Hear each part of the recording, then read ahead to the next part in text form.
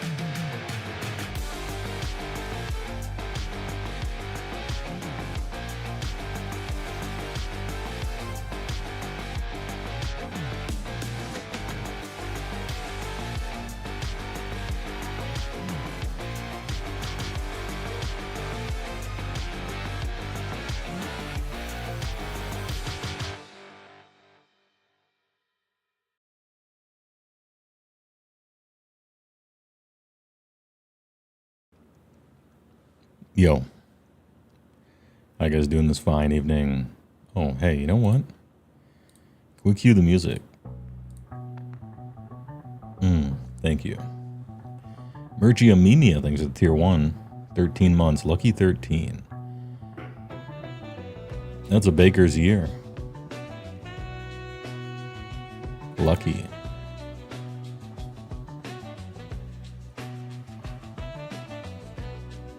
And today we got some Gloomspite Geeyetz.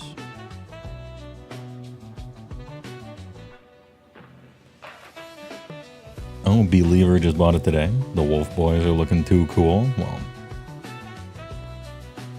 I look forward to it. I mean, the models look great, right? Nice sculpts, as they say. Scrub 421. How you doing? Thanks for the first time chat. Baked and caked up. Let's go. Time for the misery streams that are these Battletome reviews. Well, I mean, they do have me a little used to that. But I don't have like a second half of that sentence that's like kind of uplifting or anything. We'll see. I'm moving into reading this Battletome with a not... I can't think of neutral enough language for it. I'm not preparing to be disappointed. Oh, you finished building Stormcast Scaventide? Sick.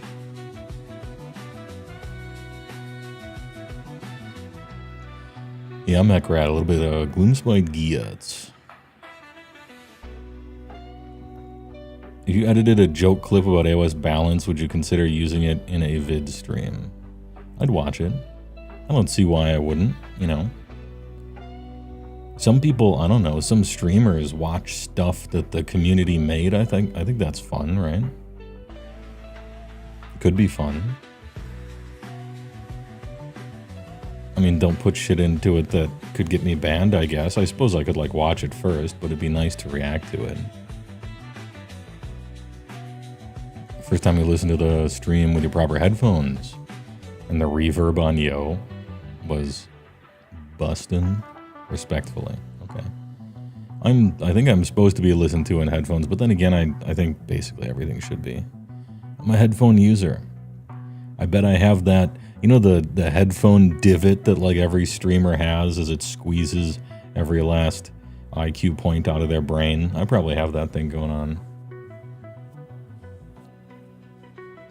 So, you know, I only have a few years left. Hoping for the best, says Raven's Crime, which is a good card. I won a tournament with that card. That takes me back. That was a fun card to play. Anyway, but prepared to just paint and build for an edition or two. Yeah. Tay Barracuda, thanks for the Tay and the Barracuda. 42 months. Geeyetz. Oh, and he's got the Plibby. He's got the little Plibby run. I like that. That's a good emote. Representing the Moich, as they say. Zoop is painting a Lord of Blight. Nice. That's a fun one, actually.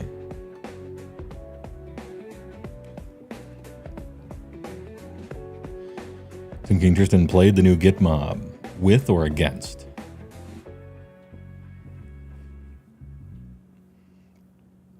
He only has a few brain cells remaining. I'm running out. Catch them while you can. Finished listening to you on Poor Hammer earlier. Fun breakdowns. Hope you're well. Yeah, I thought it was a fun show. It turned out pretty well. I'm still kind of kicking myself because I forgot about the things that slaves changed when the disappointing Battletome inevitably came out after the index.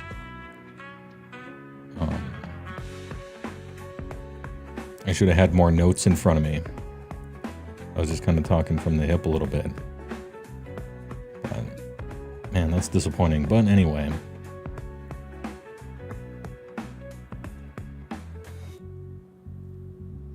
Is this edition looking to be Battletome L City? Oh, yes. Oh, yes. Yeah. I'm sad to deliver this news. Polymath.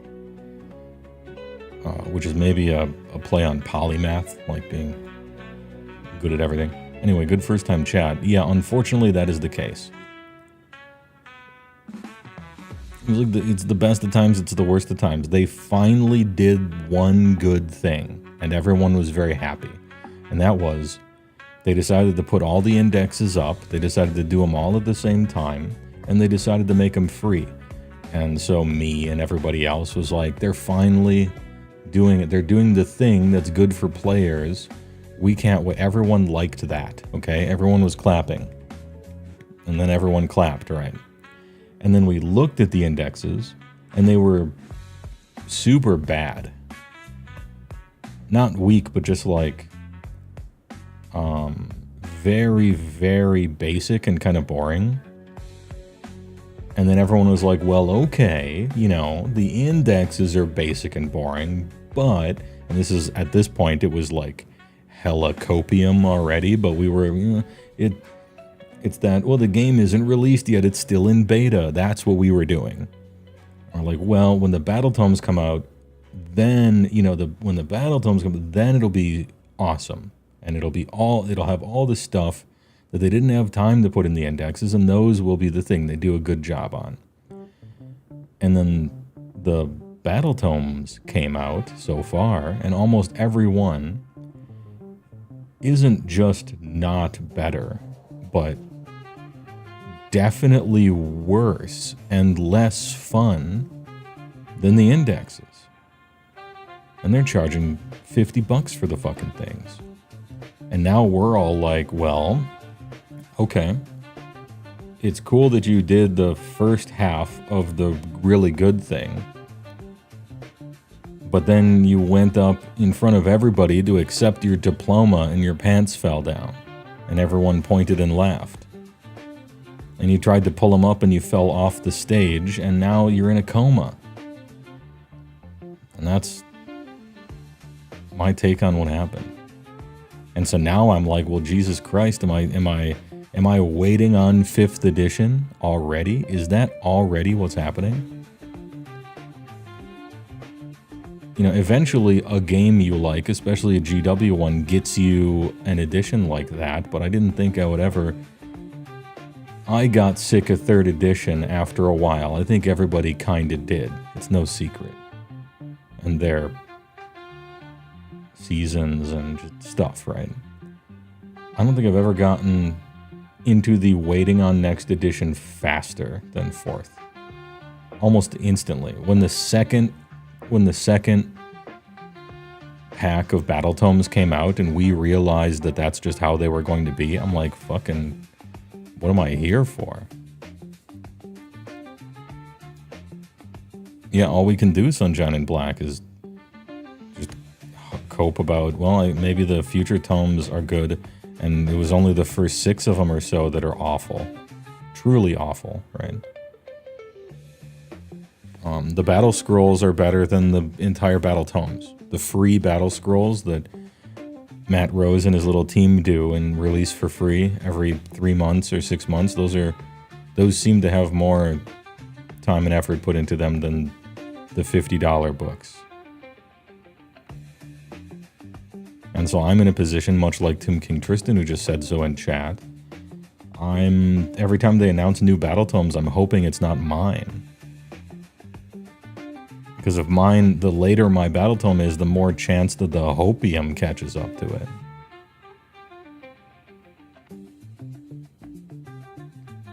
Anyway, not to be a downer.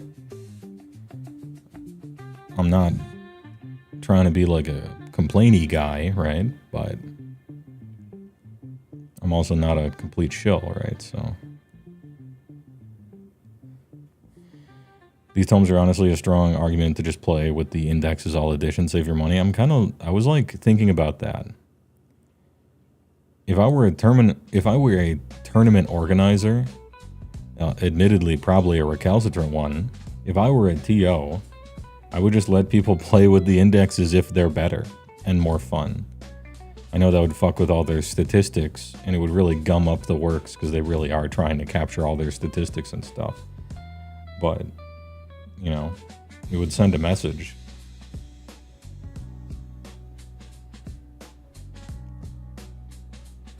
What'd you think of the Slaves tome? You missed the stream. Just worse than the index. Still good. Still probably one of the better army rules in the game.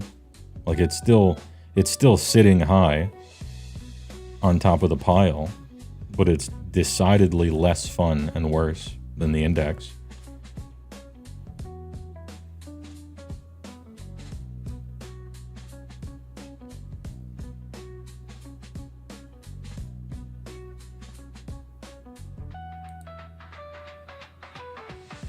Unfortunately for you, all the armies you play have tomes that are already out. You think the core rules are good, but yeah, it's a weird feeling to hate the idea your army has an impending nerf via battle. No, I don't think it's about nerfing.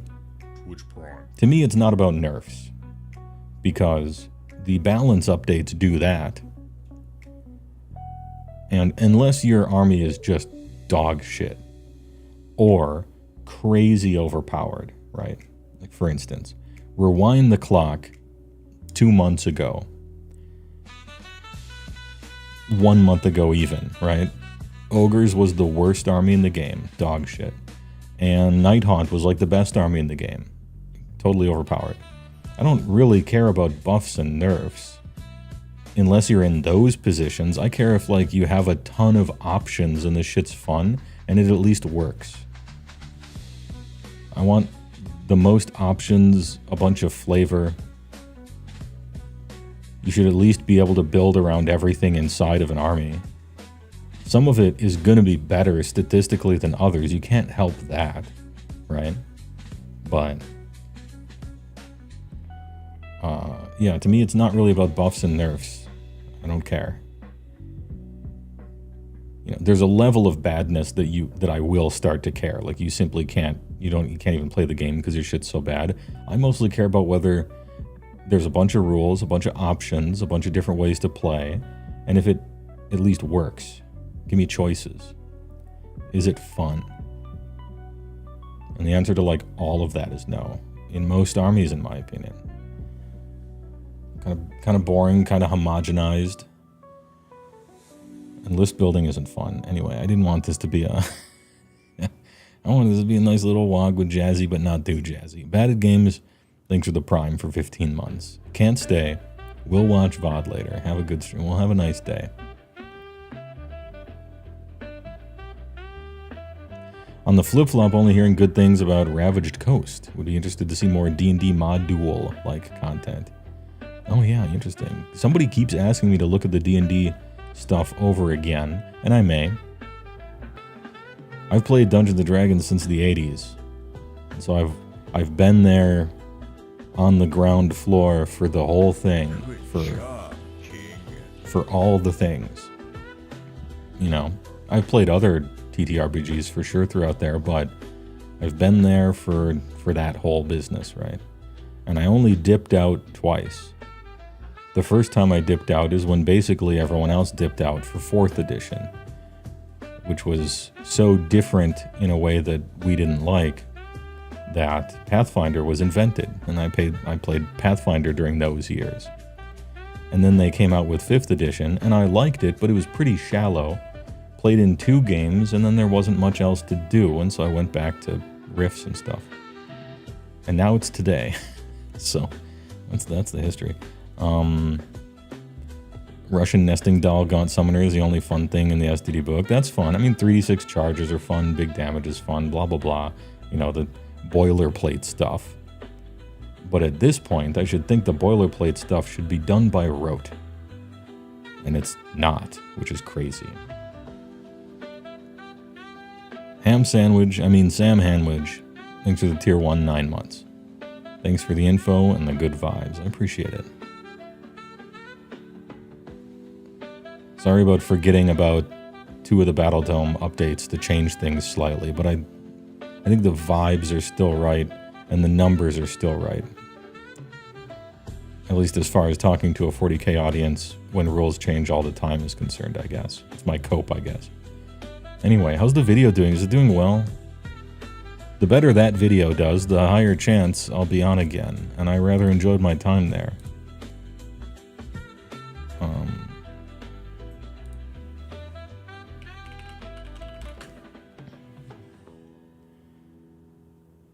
Poor Hammer. 85k. That's not bad. 85k in 3 days.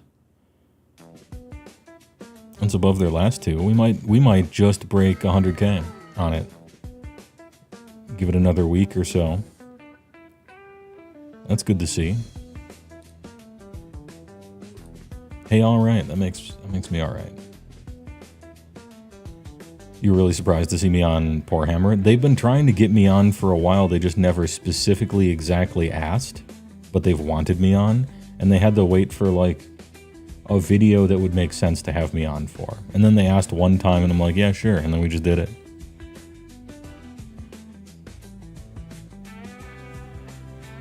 And it was nice. I had a microphone issue, unfortunately, which caused the editor to have to blast me up too loud, I think a little bit, but that's fixed.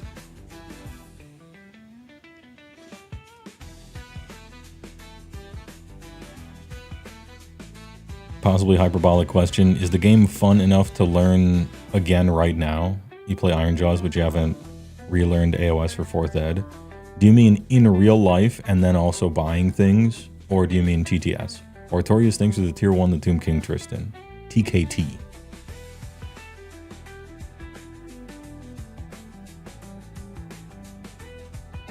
Warhammer's 99% 40k players, you wouldn't catch the mistake anyway. I mean, yeah, but that's kind of a shitty way of thinking. I would like to be correct rather than not correct. And so, this is me apologizing for not being correct.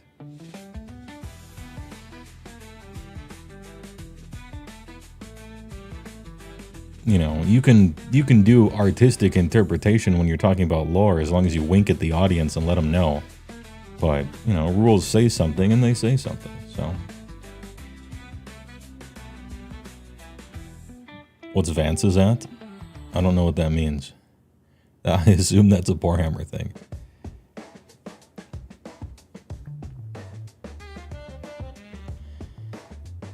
It was like the hot girl who's secretly into you. Big stress to ask what he's like. And he's like, sure. Okay, or not. Yeah, that's kind of how Dark to Dark match or whatever. Wait, no, Dr. Ruler. Sorry, D words. Yeah, Dr. Ruler was like, Good job. It almost seemed like he was building up the courage, and he's like, do you want to maybe, what's your schedule if you have time, and all this stuff. I'm like, yeah, sure. That was it. He was like, well, it would be an episode about this. Sure. Oh, what time are you free? Oh, Thursday maybe. Okay. That's it. Should I have asked for an appearance fee? I don't know if my name pulls enough for that. I mean, they posted, they did a show with Bricky. They put Bricky's face in the thumbnail. They didn't put my face in the thumbnail. If that tells you something about Draw. Although, that being said, I looked at the comments, and a bunch of the comments were like, oh, I didn't know HeyWoah was on here. What a surprise. So maybe, I don't know. Put it in the title of the vid, at least. Even if it doesn't do anything. The Sam Handwich, thank you to tier 2. Hey, that's a big tier. Thanks a lot. That's the expensive tier. I appreciate it. TYVM. Massive tier. Thanks for the 9 months, tier 2. Huge. I really appreciate it. It was officially a step adjacent to the VTuber world. Soon the dream of streaming with a VTuber is closer now, yeah. Because I was on the same podcast as Bricky, who is hanging out with all of my VTuber waifus all the time, the son of a bitch. I hate that guy and his nice-looking hair, and his attractive-ass face, and his not-fat body, and his funny comments and good content. Don't like any of it. Hanging out with my waifus. Alright, fine. You fucking successful, good-looking young asshole. Anyway, what was I talking about? Geeyetz. Cedar Buster thinks it's 100 bits. Hate that guy, he seems nice. Yeah, that's how I feel about it. Oh yeah, I was answering Femonk's question about the game is fun enough to learn right now. Oh yeah, but then also I asked him a follow-up question. I don't wait for that. Oh, sorry, Vince was on an episode a couple weeks back. Oh, okay, Vince. You said Vance, and I thought it meant you're asking about the vice president or something.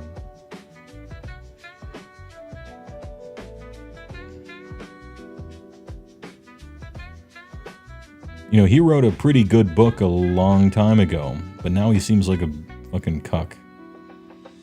No offense. K&B, thanks for the switch hats. Sure, I'll do it. You have him beat in the beard game, I suppose. I gotta find something.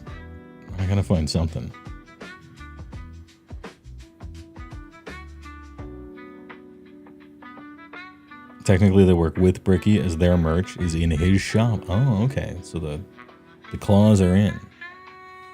The claws are in.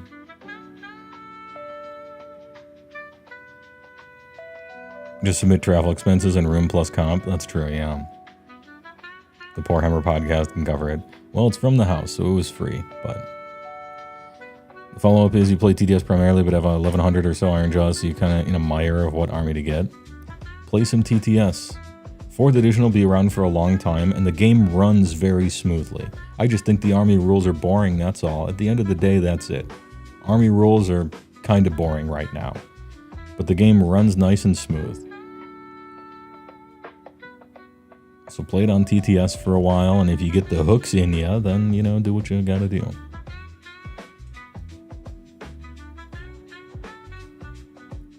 Anyway, I'll switch hats, and I'll go to a meme ad.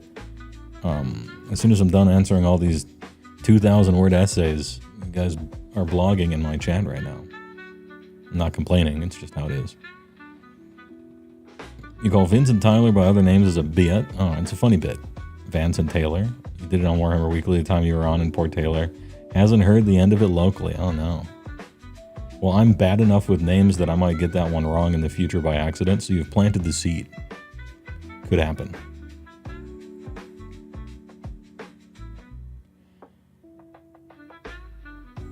.24 is a complete nothing burger. It is Nanolate from YouTube. Yeah, I agree. I was really looking forward to 6th edition Dungeons & Dragons doing another one of their gigantic reinvent the wheels, and in my personal opinion, an about face completely away from the direction they were moving. Which part? In 5th. But instead we got an update patch that changed nothing really I cared about. And so, like, actually I'm just kind of free shrugs about it. But I haven't delved into it super deep, so I don't know that I want to give super hard and fast opinions or anything like that. Nicholas Winding Ref. Thanks for the big primer. 6 months. Rest of the family has the flu sleeping, so time to watch the big guy and paint for a few hours. Hey, no problem. We're going to go over some Gloomspite Geeyetz. After, well, we got some walking to do, you know. We're just hanging out. But I got big content stuff. An actual Chad from the Discord in the Giga News and Leaks section, Nezermore, posted his pictures of the Goblin book. I think they're his pictures. They might just be somebody else's. And so now we can go over it on stream. I'm going to look. And we can all act surprised.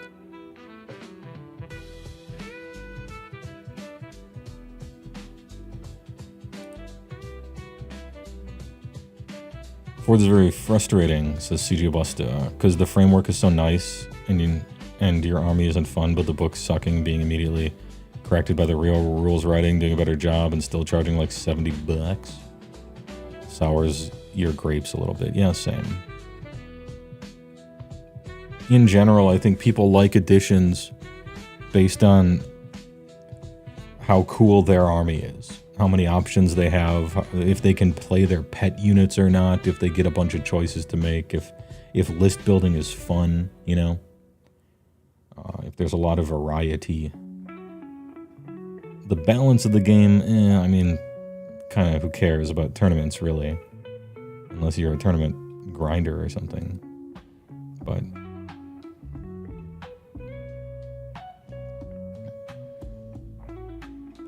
you lick your brushes so no virus will harm you. Oh, okay. Anti-brush. Your comment about Slaanesh being for no one is so accurate. You play the army, but at this point you think you'll have to shelf it because nothing you do seems to spark joy.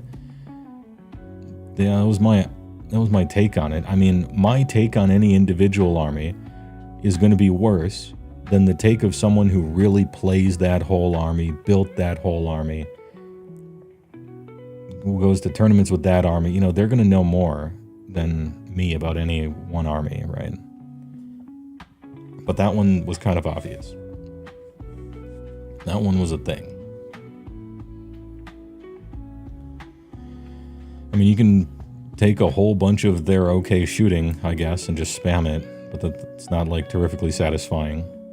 And I didn't think any of their rules were fun. Giving your opponent insane bonuses in exchange for buffs everybody else gets for free, it doesn't seem fun. And all of the units are super flawed in strange ways. Nothing can just be like kind of good, it all has to have a weird flaw, which would be neat if the thing they were good at was extra good, but that's not the case. So just a curious book.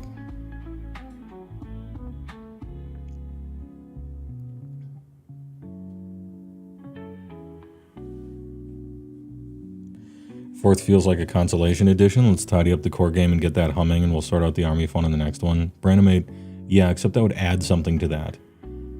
I think with 4th edition, they're like, okay, we gotta set the groundwork for the structure of the core of an edition, and then we can build on that in the future, but the base has to be really good. Secondly, we gotta make Spearhead, and we gotta test Spearhead and play test it, and make sure Spearhead is really good and fast and approachable. And we're out of time. So now we have all these battle tomes, we'll figure it out. We'll flesh those out, we'll just call it a loss for this edition on battle tomes. And I hope the customers don't care or keep buying stuff or whatever. But isn't even that copium? I don't know. And that was important, like having some way to play the game for half price, or even less, was a really important thing for the game itself, for the health of the game. Because although this isn't me, this is most people. If they're looking at a war game, they're like, well, how can I play a really tiny, shitty version of that war game for cheap to see if I like it? And for me, that's crazy. But that's like how people think. And so they really needed to do something about it. And they did, and I think it's good. I wish it didn't have to be at the expense of the real game, if I should call it that. But it was, so what are you going to do? 5th edition should just be 2nd edition with updated war scrolls. Literally, yes. Yeah. 2nd edition was the high watermark of the whole game. It was not a balanced edition, and it had a lot of random bullshit in it, but it had the most options, and the armies felt the most flavorful and interesting. And that's basically all I care about.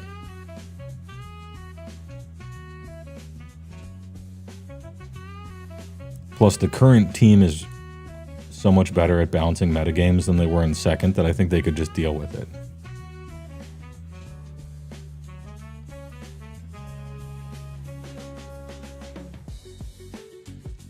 Anyway, I haven't forgotten about the advertisement nor the Switch hats, but chat has just not slowed down. I guess that's a good thing. Lots of armies also feel like they haven't got a core playstyle anymore. Yeah, they ripped it out and didn't replace it with anything, a lot of them. There was a lot of fun things you could do that you can't do anymore in basically every army. Dumb. First time chatter, the Ratman Prophet. You think the battle tomes will get better as it goes on, or is it just over for 4th already? Flip a coin.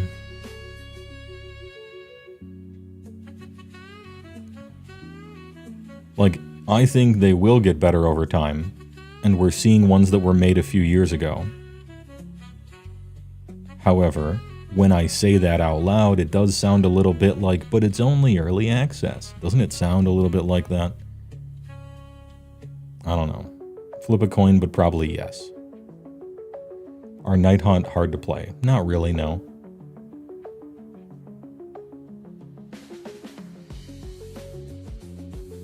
I guess the relativity of it is maybe a question I would bring up, right? But like, they play different from everybody else in weird ways, but if you play 5 games with them, you'll get it. That's basically every AOS army. You play 5 games with any AOS army, And you'll start to get used to it. You'll memorize things. You'll figure, oh, okay, so this thing, I got to do it like this. You'll just get the hang of it. You know, it's not Doomsday Combo. And even that was overblown. That was just a lot of memorizing piles.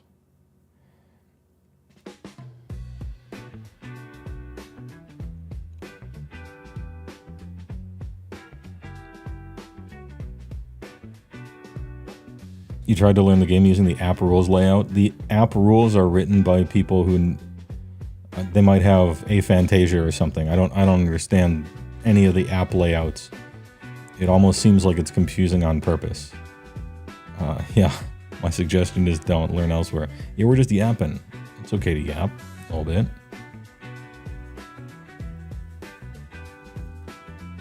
That's a great point. This team is so much better at fixing their mistakes and finding ways to improve armies without gutting them completely. Yeah, they are. They really are. Do you reckon the person in the walking video is wearing rain galoshes?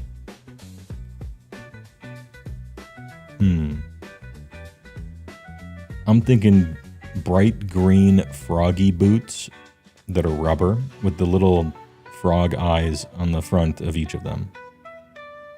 Covered in mud and a little bit of rose leaves plastered around them. Plus then you got the red-green color dynamic. Now I'm thinking about painting. It'll be neat in a world with online rules, a mid-season tune-up of the books to match the later books. If only we lived in that world. We could. They have indexes. They have the technology to do it. The world I want to live in is where all the rules are always on the indexes. And then the indexes are good. And then if you want to waste money on a useless book that's unbelievably overpriced as a collector, you can. And then magically somehow enough people do so that Games Workshop doesn't want to take the rules off the index. You know? But now we're just in fantasy land. Night Hunter's super forgiving because you can't get bogged down in a bad combat, and they're super consistent, yeah. And you're immune to rend, and you fly. And flying is kind of a get-out-of-jail-free card a lot of times, and, you know, you got a lot of safety nets in there. I think they would be fun to play.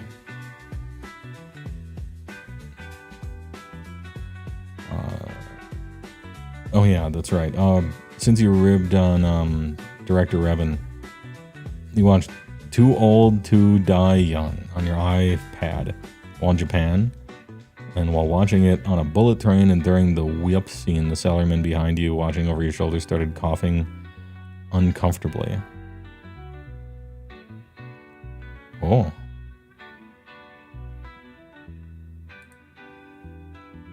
That's an auspicious story. I guess your Doomsday Grenzo EDH deck is bracket 1. Thanks for reminding me. Dude, bracket 1. I've already brewed up 3 bracket 1 decks for fun that would, like, destroy any table, which obviously they tell you not to do. And there's no way to stop you except them just telling you don't do that, right? But I'm doing it for fun. I wouldn't... This is a list-building exercise. It's not something that I would subject human beings to, right? We're essentially memeing, right? If you're good enough to specifically design a bracket 1 that could destroy every bracket 1 table, then you're good enough to know you probably shouldn't do that, right?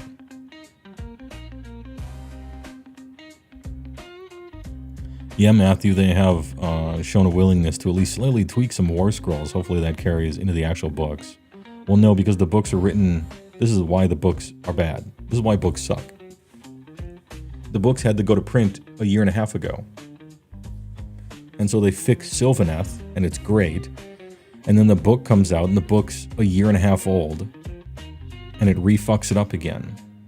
So I don't know if they're just going to re-release the same index afterwards to fix it again, thus rendering the book completely irrelevant, except for everything else in it besides the rules, right? Or if they just let the book ruin it, and now it's shit, and everyone hates it, and you don't want to buy the book anyway. I don't know what they're going to do. This is why I think you either have digital rules, or you have a really slow long lead time, pipeline book that comes out. But if you have both, then they're leapfrogging each other with your shoes tied together. And we're seeing the obvious implications of that transpire. And I bet if you're a company, you're like, well, we're going to choose books then if it's such a big problem because the books give us money. And if you're a player, you're like, well, I would like the indexes to be good because I don't want to buy the book. Everybody, all your competition, well, you don't really have competition, but if you did, you would look at the little companies and they don't sell rules, right? But I'm not a businessman, but I would pitch my take thusly, okay? Free rules that are really good and to the point of like inspirational, like you see it and you're like, oh, I want to try that. I want to build that, right? Free rules, that's marketing. It comes out of your marketing budget. You don't have to make money on everything. You don't have to make money on rules, you know? Companies spend lots of money on marketing because it gives you more money at the end of the day. It's actually spending money to make money. And I think indexes and good rules and that kind of thing should be considered like marketing. If you're sitting on your phone in bed, just kind of scrolling through stuff and you see, oh, what's Skaven? Click. Oh, that's cool. Oh, click, click, click. Okay, I'm going to make a list. You might actually end up buying Skaven. Today you look at your app and you click Skaven. Pay to unlock. No. And then you move on. Like it's bad. Do you think the books really sell well? Probably. I don't know. They just bought, a few years ago they bought a new book factory or something, so the business is probably doing well. The company's massive and making tons of money. 30% year over year or some obscenely high amount. But who knows how much of that is book sales? I don't know. Couldn't say. My guess is they're making great money. Otherwise, they probably would stop. But this isn't the first time I have a difference of opinion. I'm not $1 billion company, so they know more about making money than I do, that's for sure. I'm talking to 60 people right now.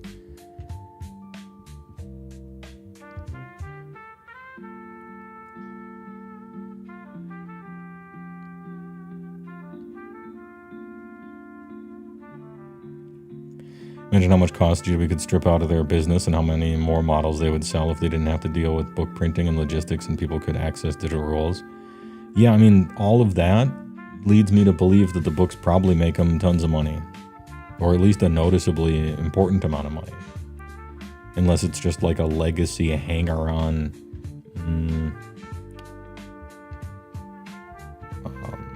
vestigial kind of part of their company that isn't doing well, but due to internal politics just sticks around. I don't know, like maybe that's a thing, but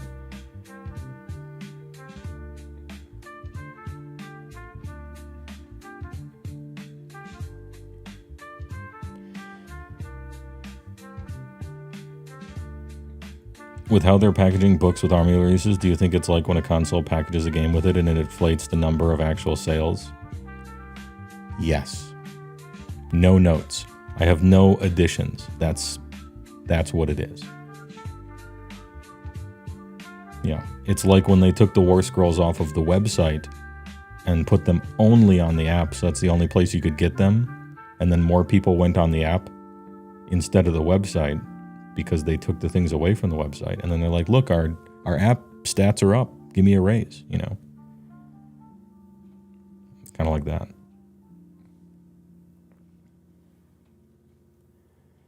Seeing the paywall on the app is just sad. The first time I saw it, I just uninstalled. Nope.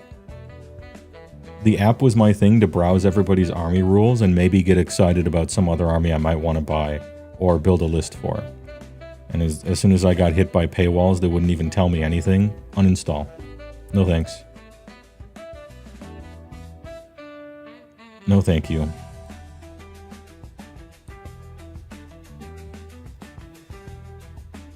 the way you see it, instead of selling bound books, GW could sell cool hardcover binders and make all the rules indexes, and if players want, they could buy their factions binder and print the indexes and stuff. Bring back Trapper Keeper notebooks. Jesus.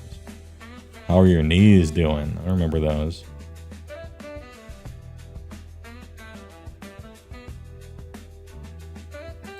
Some of the old rules writers said that their rules were just there to give someone a reason to play with the models. Yes, that's true. But if a thing's worth doing, it's worth doing right.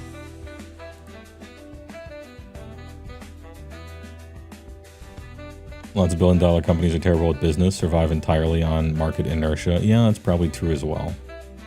Inertia is a powerful force. I think they just have sunk cost issues with their book business. They would have to sell it off at a discount and they'd realize a paper loss. Oh, maybe. And there is a cost. Anytime you have to change anything, it costs you money, right? So maybe don't rock the boat. I don't know.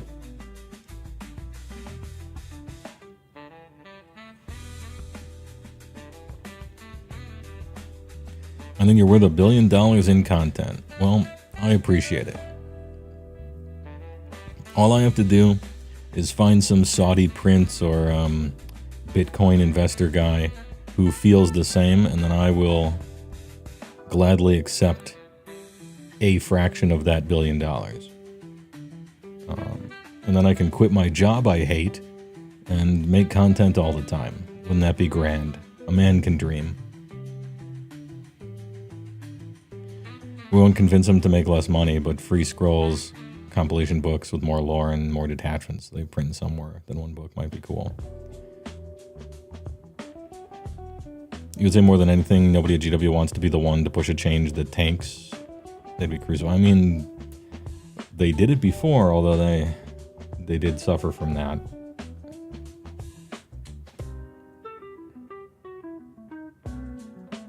Anyway, it's time. Somebody cashed in a message from our sponsors and a Switch hats. Although I'm a little sad about that one. No plebby love, huh? Okay. Arterius thinks are 200 bits. What about just some bits? No coin. Hey, I'll take Chuck E. Cheese dollars if you got them. No big deal. Every little bit counts. Just know that your bits are going directly to whatever fucking waifu VTuber. Anyway. Anyway, TYVM, I'm going to hit you with a commercial and I'm going to switch hats and we're going to talk about Gloomspite Geeyetz and take some notes. And I'm hoping maybe it won't be as bad as the rest of them, right?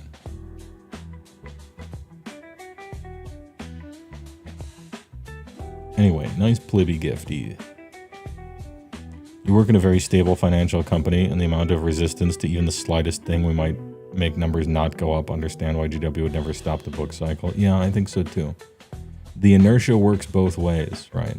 That endless inertia of the billion-dollar company, but it fights against any even slight change of direction as well. You know, you have to accelerate the turn after all.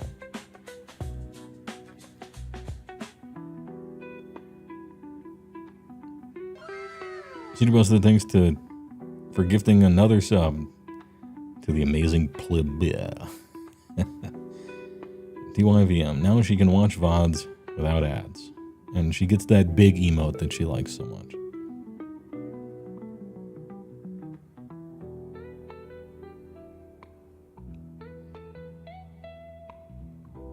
Ms. Pleb wasn't subbed. I don't require...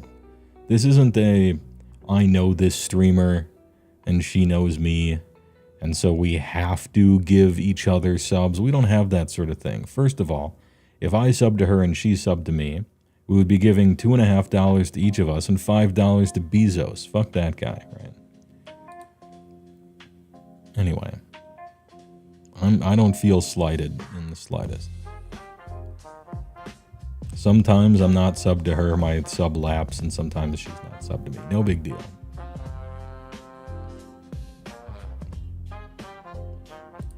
Anyway, this music is actually sick, but I'm going to hit you with that commercial that somebody asked for a long time ago, and then, because it's been about 50 minutes, which is the normal hike, let's hit you with a word from our sponsors. With Klondike ice cream bars, you get big servings, big taste, big cream. Imagine 5 big, moist, delicious ounces of big, hot ice cream and a coating made with beautiful milk chocolate, so you can pour big cream. like I've never had it. Klondike, big bar, big cream. Introducing the best news for ice cream lovers since ice cream began. New simple pleasures. It's everything you love about ice cream, but no point. New simple pleasures is unbelievably rich, incredibly creamy, and absolutely top. Oh yeah. Because new simple pleasures is made with all natural pure athlete, yeah. Instead of point. New delicious all natural simple pleasures. There's never been an ice cream like it. Welcome back from our brief commercial break. Oh, wait, that's right. I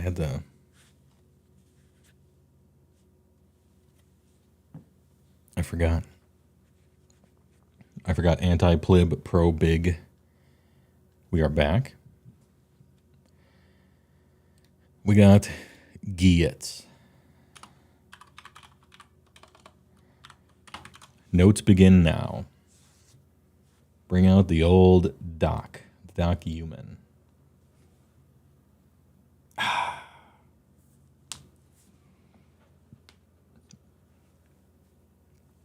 Too bright. However, thanks a lot, Nezermore from HeyWoah Discord, Giga GW News and Leaks, for the big pdf. Now we get to go through it.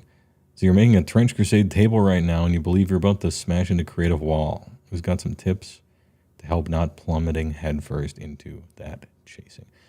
I don't know anything about Trench Crusade besides the art that I think is cool. I can't help.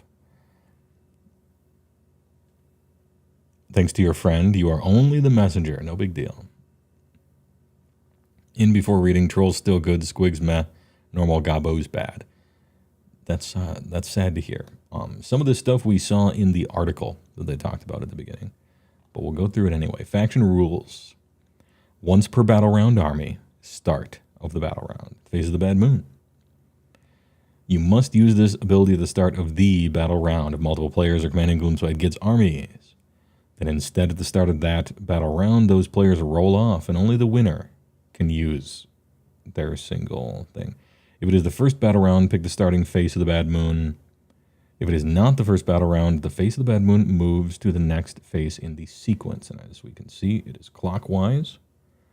We got the grinnin', the scowlin', the sulkin', and the cracklin'. Okay.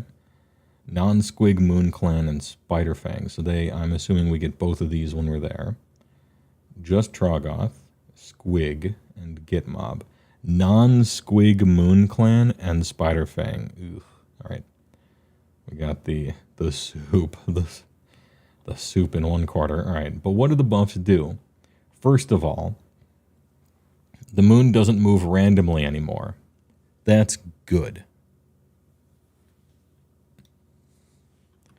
Moon no longer random. I can't type. Help. Randomly moves. Sorry, I haven't gotten a lot of sleep recently. No longer randomly moves. That's good. Slash disappears forever. That's good. First good news. But what do the buffs do? Because this is the second half. During the battle, the effects below apply to friendly Gloomspite Geeyetz units based on their current face of the Bad Moon. For all things else, well, the Bad Moon is cacklin' or grinnin'. Cacklin' or grinnin', so we're starting here, okay. Add 5 to the control scores of friendly non-Squig Moon Clan units, okay.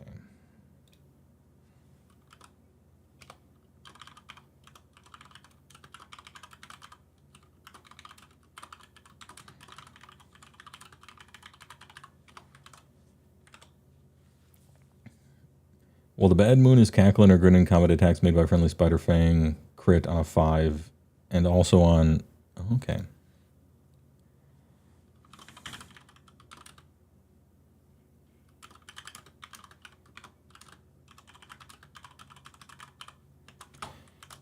Crit on a 5-up, that seems necessary.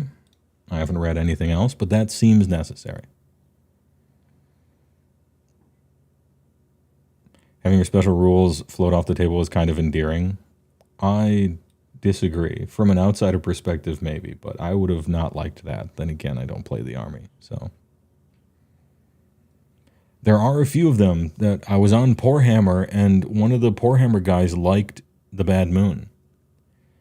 So that, and Matthew was talking about a tournament, you met one person who liked the Bad Moon.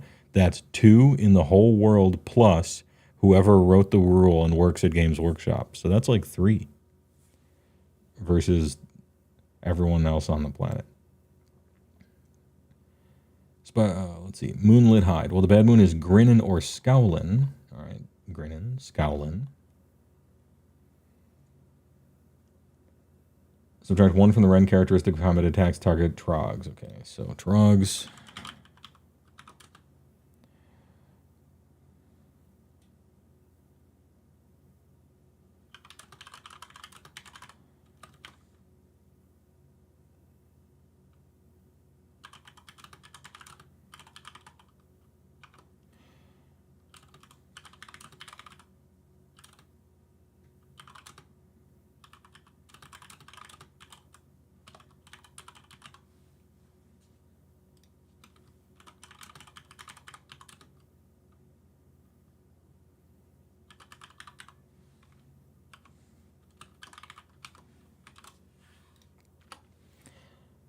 Non-Squig Moon Clan buff, completely horrible, 0 effort, fail, copy paste.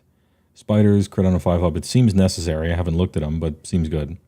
-1 incoming rend, which was a nerf from before. Used to be +1 armor, which is better.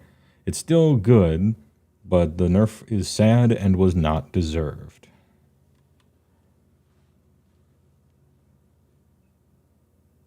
Trog's technically worse, but you probably won't notice. You will notice if you're fighting stuff that doesn't have rend, but in all other cases, it's basically the same thing. It's not an irrelevant nerf. It's just kind of a minor one. Still, I don't know why they changed it. Seems like they changed it just to change something. If you had to change something just to change something, I would have changed this awful thing. But hey, all right. Oh, I didn't notice that. It only works on combat attacks now.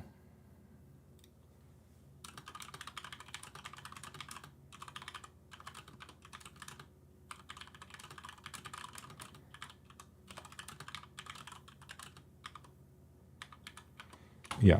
Okay, that's a bigger nerf than I noticed the first time around. That's an oof. That's an oof. Well, the Bad Moon is in the Scowlin' or Skulkin'. Instead of rolling the die to determine the move characteristic of friendly squigs, you can use a value of 4.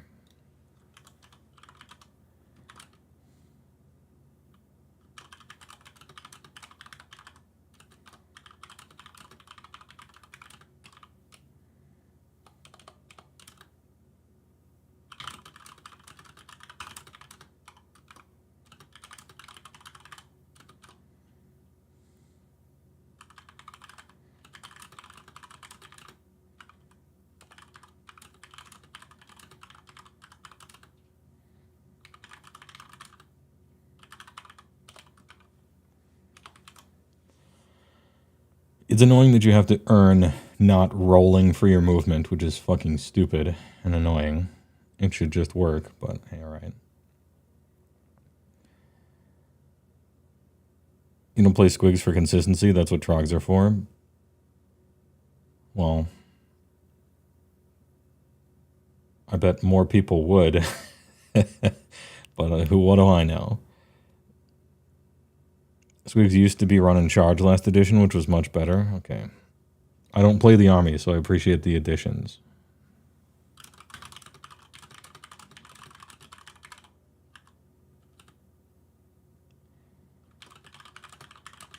I don't like it. And then Sneaky Snarl Fangs. Well, the Bad Moon is skulking.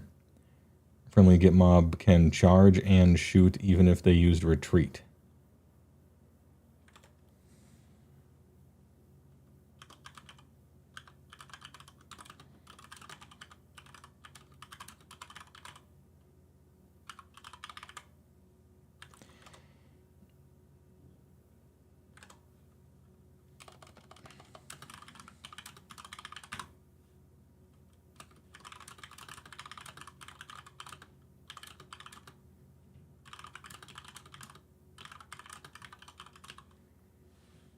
You can retreat and charge and or shoot. This is a good ability if you don't die in combat always. Like, that's a good ability. If you don't die in combat always. Check out their stats. Run and Charge was 2nd edition. 3rd was reroll movement. Oh, okay. Yeah, we're remembering back when the game had fun army rules in 2nd. It used to be reroll. I guess 4 is better than a reroll, right? I still don't like it. I think if you're going to put randomness in, you should have there be like a purpose to it. As in, Timmy likes randomness, right? And it's because he likes the hype of it. He wants to feel the cool thing. If you have roll a die to see if your movement is trash or good, I don't think there's no stakes. Well, maybe there are stakes. Like if you roll really low, you could just lose. I don't know. I feel you're going to put randomness in. It should be like hype, I guess. Okay, I don't like almost any of the buffs. The spider one's good. The Moonlit Hide is good, although unnecessarily nerfed, and now they're weak to shooting suddenly. The Moon Clan one is awful. The Moon Clan one is the one that was most in need of changing, and it was the one they copy and pasted. So that's unfortunate. At least the whole thing isn't random anymore.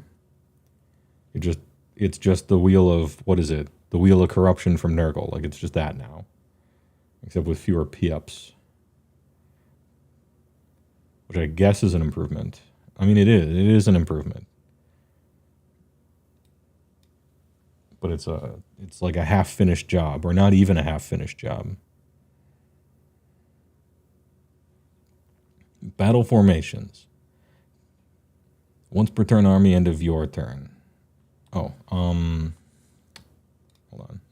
Let's make a heading here.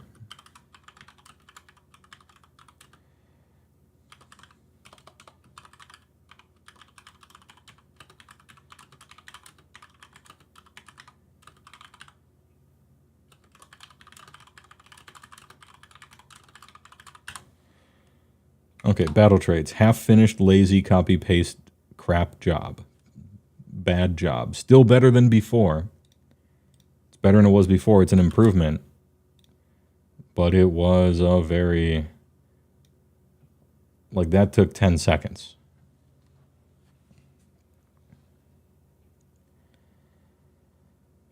Gloomspite Hordes. Spreading lunacy. Once per turn army. End of your turn. Pick up to 3 friendly non-Squig Moon Clan and Spiderfang units to be that are in combat to be the target. For each one, you can make a pile-in move, then pick an enemy unit in combat with the target roll d3. It's the shit roll. Inflict an amount of moral damage. Okay. Up to 3, huh? Okay. So if you're alive, which as Spiderfang you're probably not, as Moon Clan maybe if you're a big unit. You can pile in with 3 of them and do the, what is it? What do they call them in Warhammer? The shite rolls. Although it makes more sense in that game because they have smite rolls. We don't. So where it comes from is gone. I just have been calling it the bad D3 or the shit D3. AKA the not fun roll. The roll that isn't fun to make.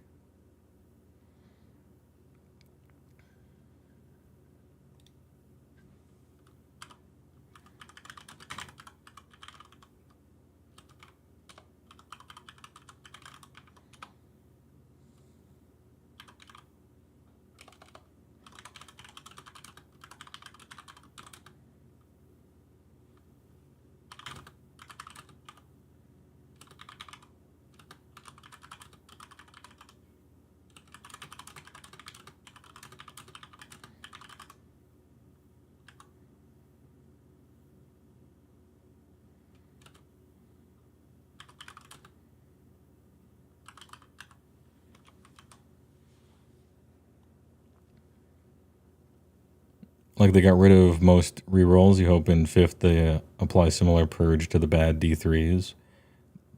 The D3s, like, there's a place for them, but they've too liberally used them. Spiders and Moon Clan, you make 3 ogre once per game charges, except it's at the end of each of your turns, and it's still meh.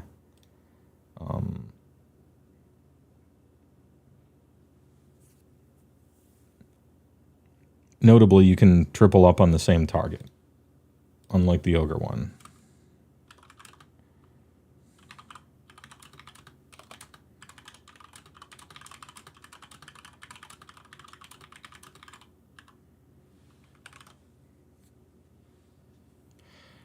Don't Seraphon have this exact same subfaction? Probably. It's also the same as the ogre one. Not exactly an addition of innovation as it pertains to army rules. Hey, all right. Git mob pack. Git and run. That's funny. Funny sentence. Pick a friendly Git mob unit that is in combat to use this ability. Then you can pick an enemy unit in combat with that Git mob unit to be the target. Same enemy unit cannot be picked to be the target of this ability more than once per phase. Okay, so they have a limit here, but this one doesn't have a limit. If you pick the target, roll the shit D3, that's not fun. Then the unit using this ability can move a distance up to its move characteristic.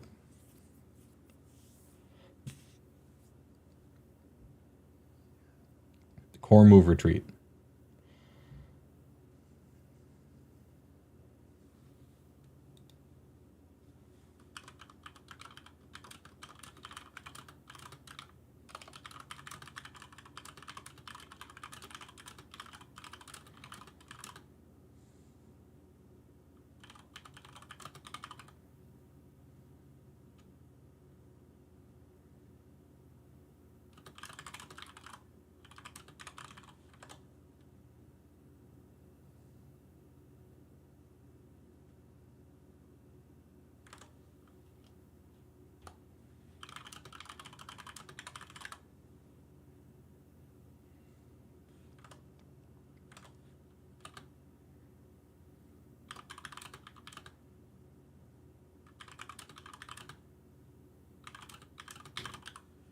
Is a one-on-one, or pick a friendly Git mob that is in combat.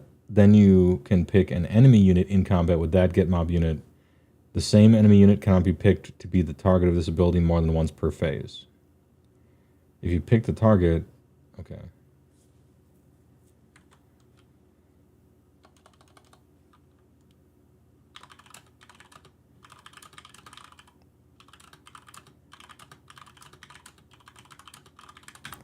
Once per unit of yours, but not once per enemy unit, in other words.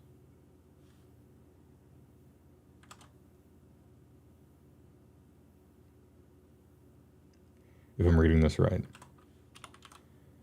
Did I get that right? So is it the case that I have 2 different Git mob guys in 2 different combats 20 inches away? Can one of them use this and then the other one uses it?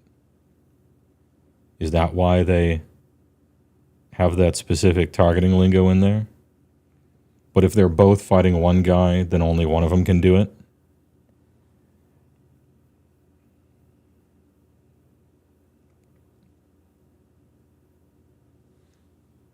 Yes to both, okay.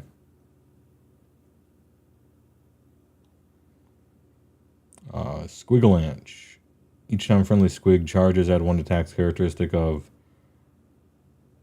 mouth for rest of the turn. Okay, squig one is good.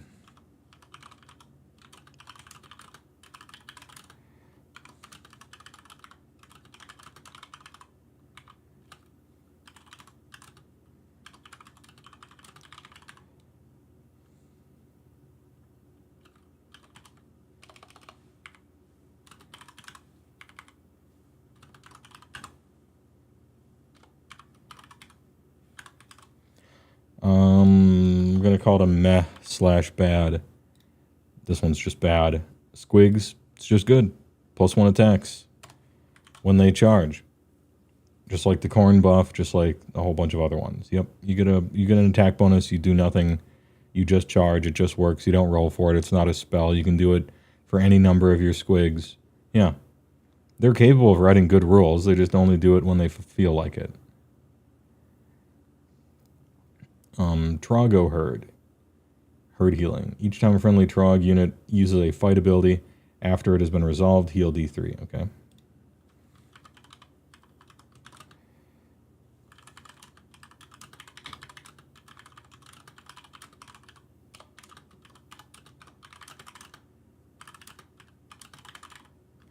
It's not the bad D3 either. It's all right. I'll take it.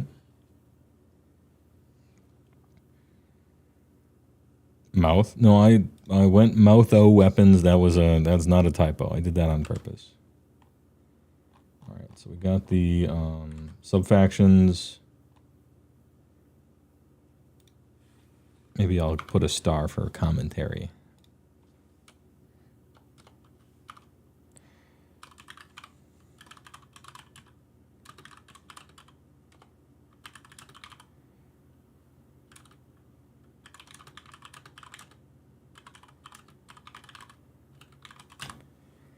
Half-finished, lazy, bad job. 2 okay, but very boring ones. All right. Next.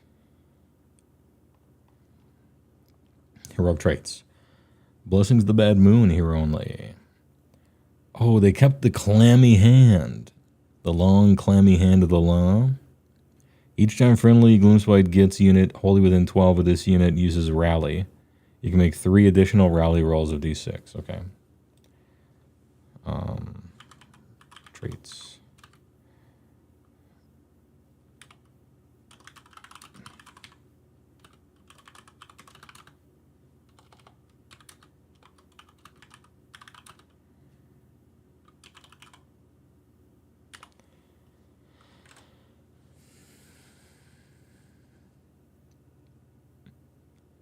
Loon touched. If this unit is not a wizard, it becomes one. Otherwise, add 1 to casting rolls. Oh, okay. That's good.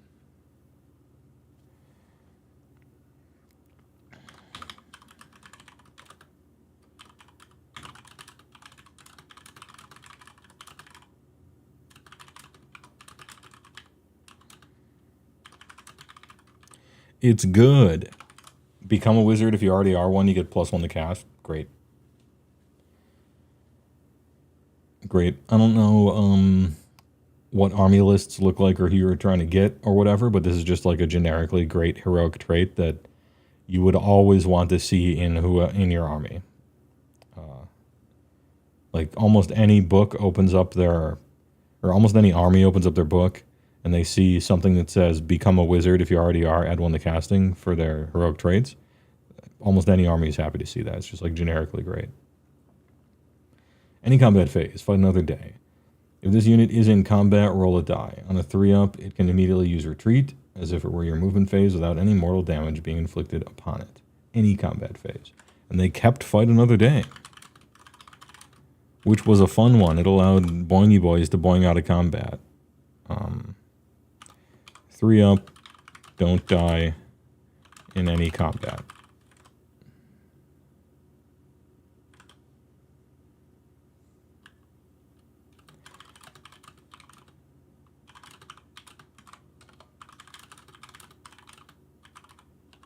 This is nice if you end up using a big hero guy. Historically, you probably won't, and you'll just take the wizard.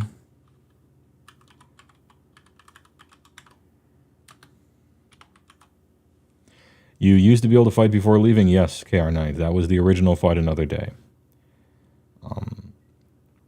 And the bouncy meatballs were like awful at fighting, so it kind of didn't matter, but at least you did stuff. Now it's just it's a fuck off roll, right? Like it's a scurry out of danger Skaven roll, which makes it lose a lot of its fun. Artifacts of power, troglodytic treasures, the clammy cowl, damn, double clammed up. Clammy cowl and the clammy hand. Subtract 1 for hit rolls, tax target this unit, good.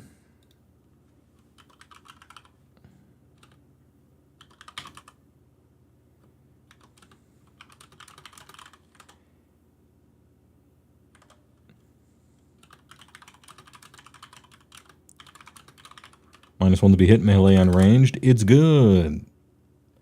Clammy Closa with a home run.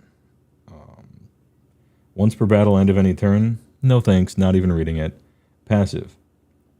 Each time an unmodified hit roll for an attack, the target's unit is 1, inflict 1 mortal damage on the attack. Alright, yeah.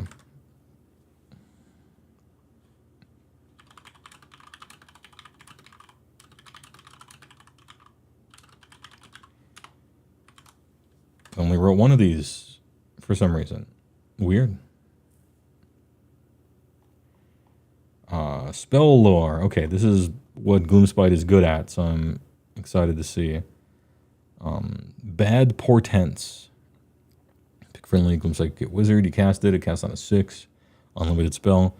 Roll die. 1 to 2. Nothing happens. You already rolled to cast it. Your opponent rolled to see if they unbound it. And you still want me to roll to see if anything happens again. 33% of the time.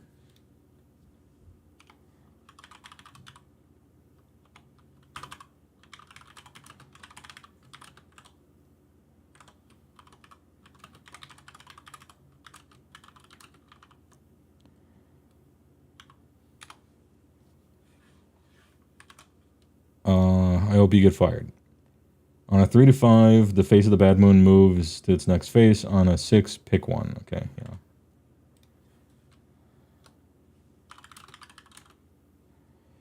Fuck off, this sucks. Bad writing. Bad.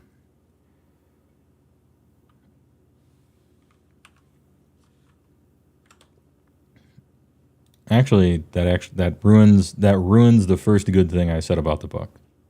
Remember the first good thing I said about the book up here? Moon no longer randomly moves or disappears forever. That's good. Edit. Never mind. The unlimited spell moves it. And that one is triple random. So, fuck you. It's January. Never mind. Bro, the buffs aren't even good. Okay? The battle trait. Add 5 to the control scores. You want me to cast a spell every turn to have a chance at casting the spell, a chance at it getting unbound, and a chance at rolling so that I could keep this shit in here so that my control scores are 5 up in my cloud of 40 men?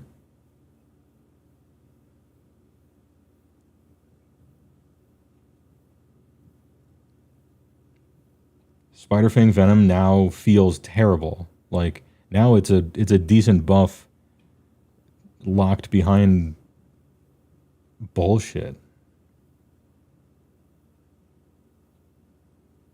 Damn, this ruins it. Yeah, this fucking sucks.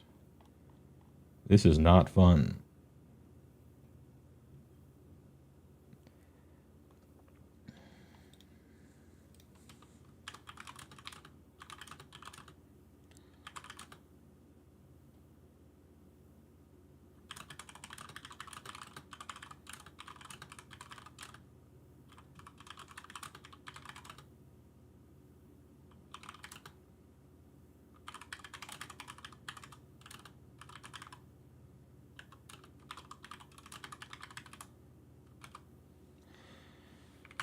Okay.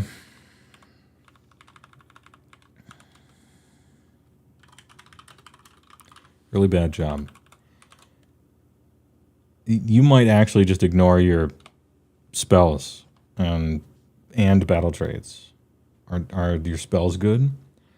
Spore Maw, 7, roll D3 for each target on a 2-up. No. I already rolled to see if the spell worked. That's what this is up here.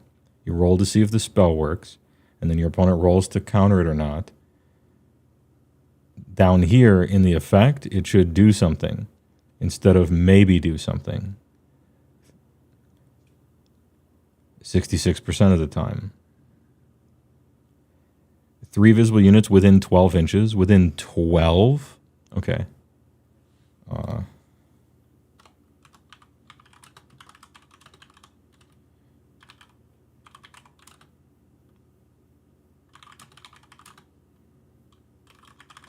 Spore Maws is garbage.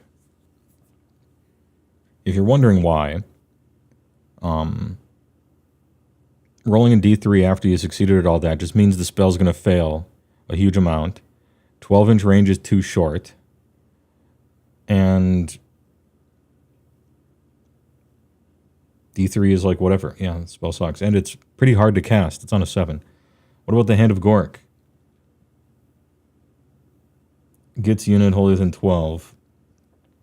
Remove the target from the battlefield. Set it up again wholly within 24. The caster and more than 9. I feel like, you know, if it's going to be on a 7, this is like, why within 24? Why not just put them anywhere? All right, Hand of Gork.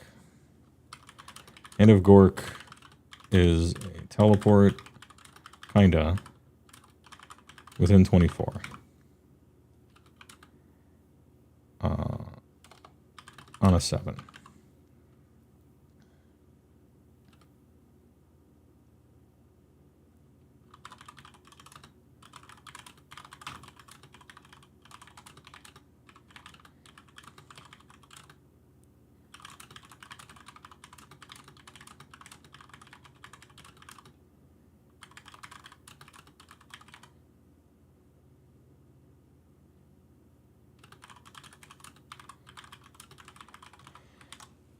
Am I reevaluating the Looncaster now?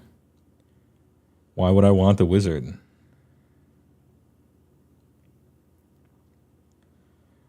Well, I suppose you have to bring a wizard if you're in Trogs, because you'll just die if you don't have your thing, so maybe you just have to, and then you have to cast your stupid unlimited spell that sucks and isn't fun. Looks like Geeyetz got the same author as the Ogre Index. Sorry.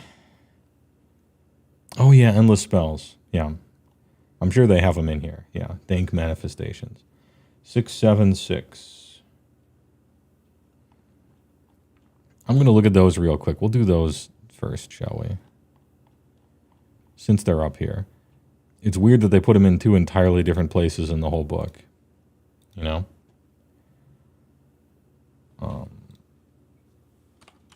Endless.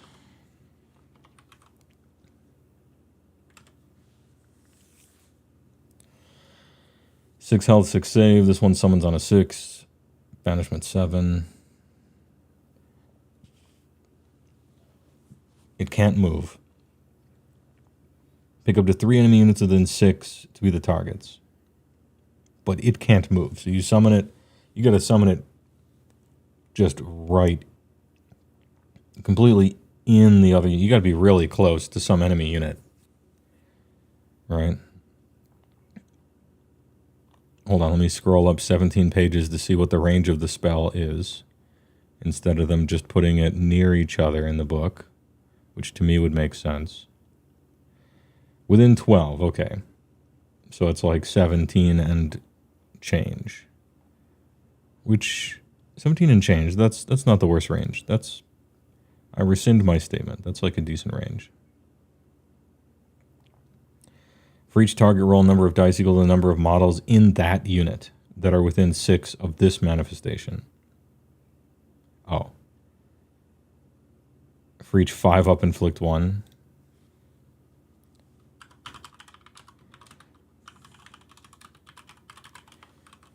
Useless garbage. Scrap Scuttle's Arachne Cauldron. 665. Summons on a 6, I believe. Pick a friendly Gloomspite gets wizard within 1 of this to be the target. Add 1 to the target's power level until the start of your next turn. So you can cast 2 unlimited spells to try to fish for your shit, I guess.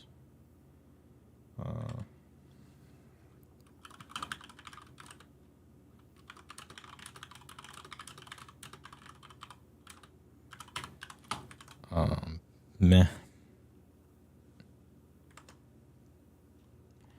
And finally, oh no wait, there's 4. There's 4. Scuttle Tide. 866. Spider bites, they do crit mortals, so you're going to get one damage in melee.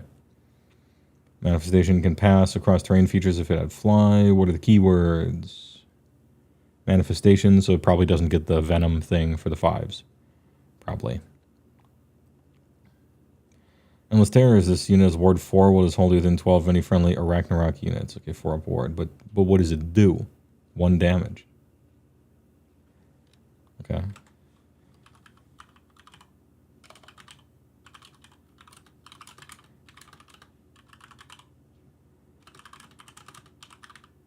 How to do 1 damage and be a wall.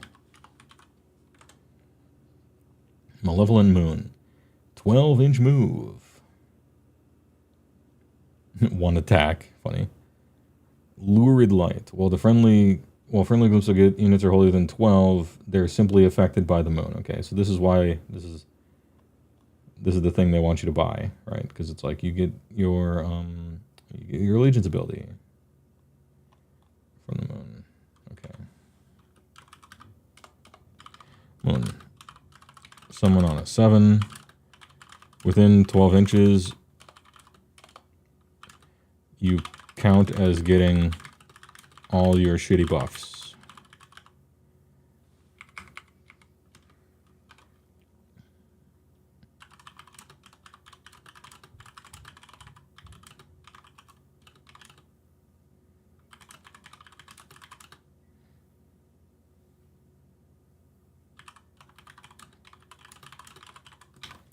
Maybe skip and take the generic ones, or be trogs and gamble over and over.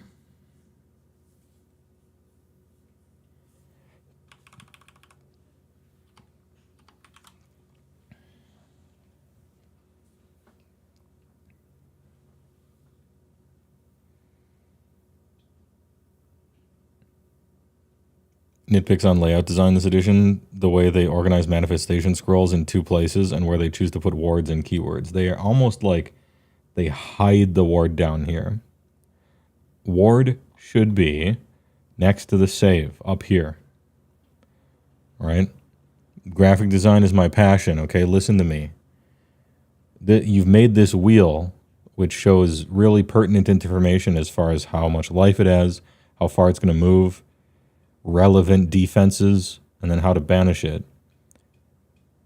This is its armor. If it has a ward, it should be somewhere.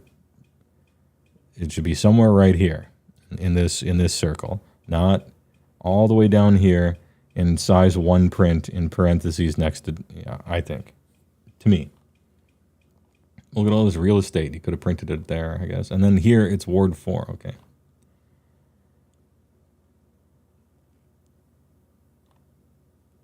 The War Scroll cards put the ward next to the save. I would have thought they would have used the same PDF file, but... Alright, so those are your endless spells. If you have a good moon buff, which the Trogs do, then you might want to actually summon this thing. Then you might actually want to use the moon and summon it, so that you don't have to fail to cast a bullshit spell a million times. And if you're not Trogs, or spiders, I suppose, then your battle traits are bad, so just ignore them and take generic ones. Which is sad to see. I don't think it should ever be like that. I don't think it should be in danger of ever being like that, but hey, what do I know? Someone's on a 7, you move wholly within 9 from all enemy units. Okay.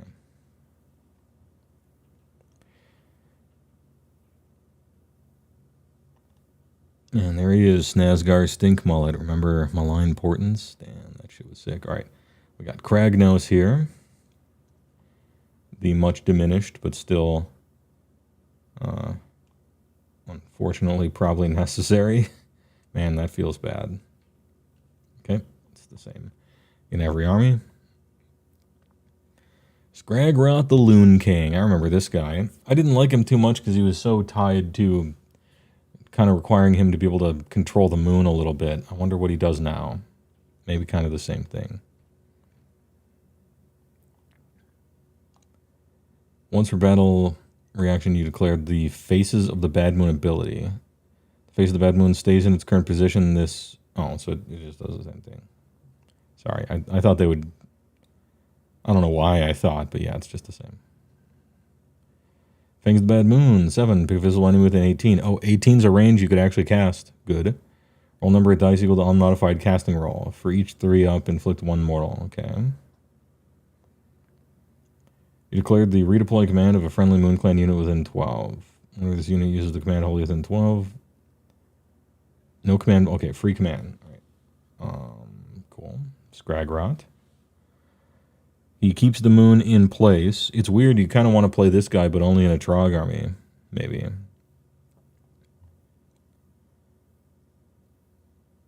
His spell is like a D3 mortal wounds, so kind of like whatever. The redeploy thing is good. Free command points are free command points. Loon Boss. Let's get stabbing. Pick a friendly non-hero Moon Clan infantry unit that is not used to fight. Oh, it pulls it in. Do they get a buff? No, so it is useless. I'm the boss. Pick a visible... So in my hero phase, Moon Clan Stabbers unit. Wholly within 12. Roll a die on a 2-up, pick one of the following. If the target is not in combat, it can return D6 slain models to the unit. And you can add 1 to wound rolls for the target's attacks until the start of your next turn. Okay, so this is a buff. We have +1 to wound for stabbers if stabbers are worth playing. And you can make the Loon Boss a wizard if you want from that 1 trait. Okay. This guy's lost feature after feature every edition. Yeah, he used to have the Steal It thing, didn't he? And the casting bonus. He used to have a damage over time thing. He used to have a ward. No, he still has the ward, I guess. He still has the ward. But yeah. Abilities go away. Very sad. Wish they didn't. So we found +1 to wound for Stappas.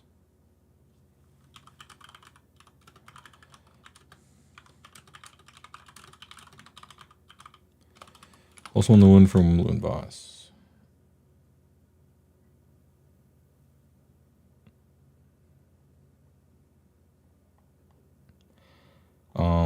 Galabapalooza.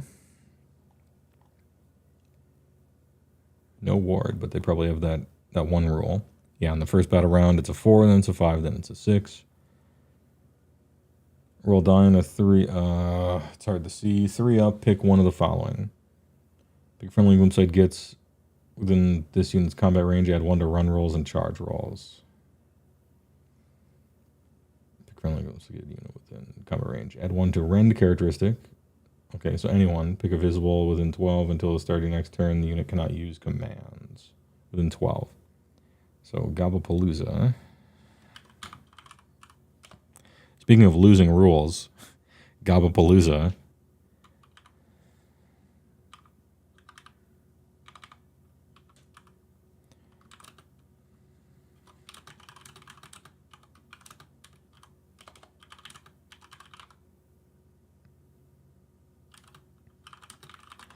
So +1 rend on anything. That's good.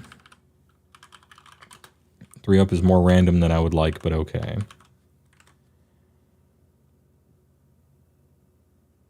And it's within 12.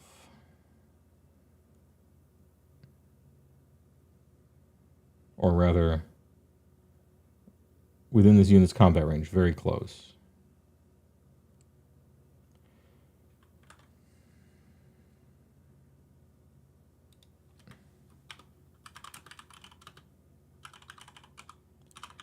It's also melee or shooting. It says weapons, right? So it works on shooting too.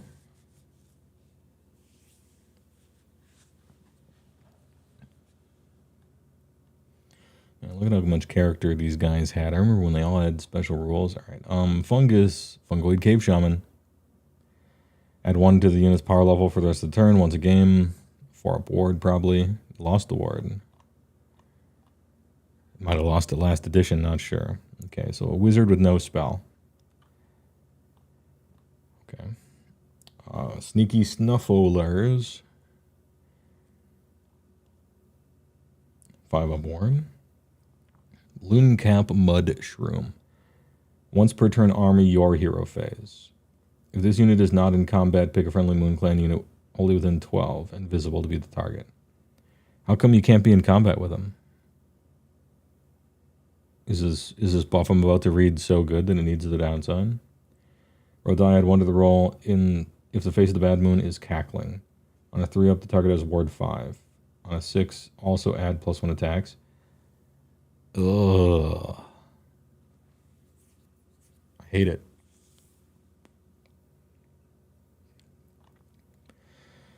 I don't like it. What's cackling again? Cackling is Git Mob or Moonclan Spiderface. So you can't trog it up. I mean, the trogs, half of them have 5 upwards anyway.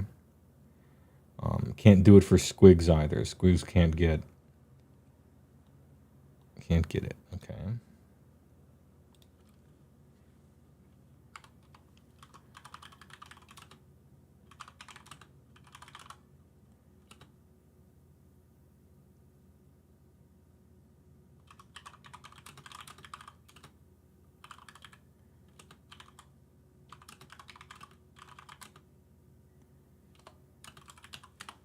I started like not even typing in sentences. I'm just typing vibe words.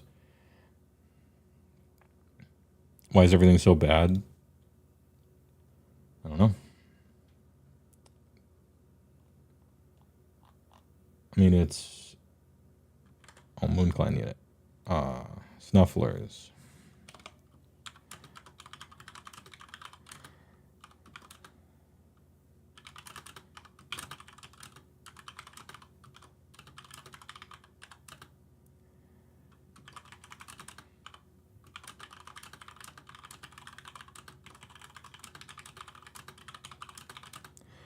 It's a defense buff for your cloud of guys. Moonclan only. Loon Smash of Fanatics. 2d6 movement, you hate to see it. 6 up. D6 attacks, 4s and 3s, 2d3. Comes in a unit of 3.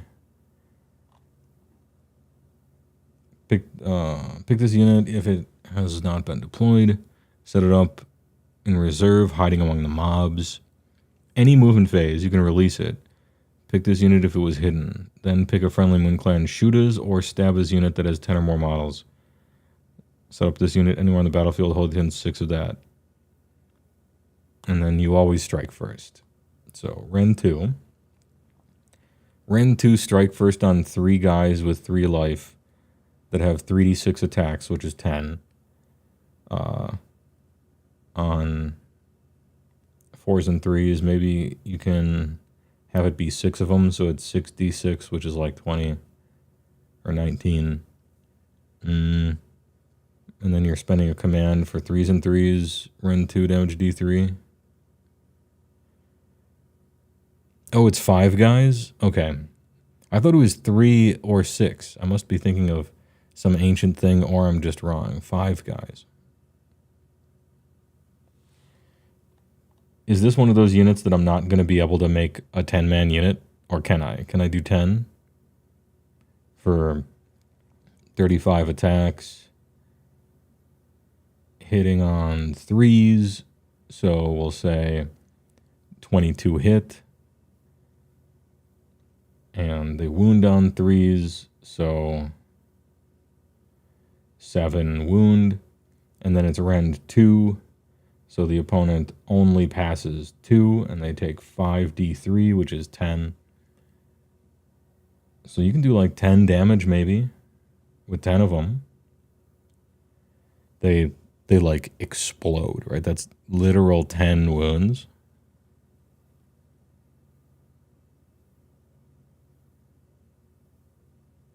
Three up is 50. Oh, I was doing my math wrong. I was thinking 30% each time. I don't know why.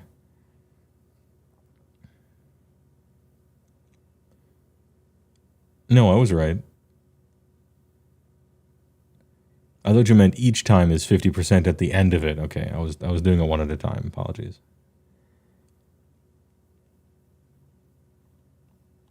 The problem is they have to hide in Moonclan, and you do it in a movement phase. And you have to set them up more than 9 from enemies. Like, yeah, they strike first, but if there's even a pistol shot, you could kill half of them.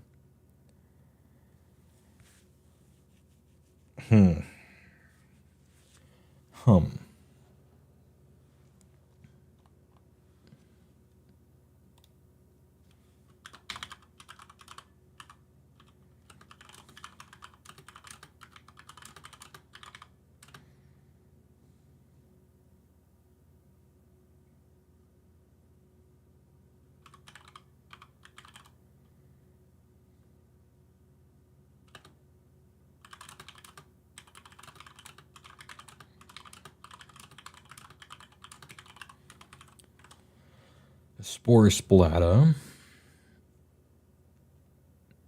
A prod in the right direction.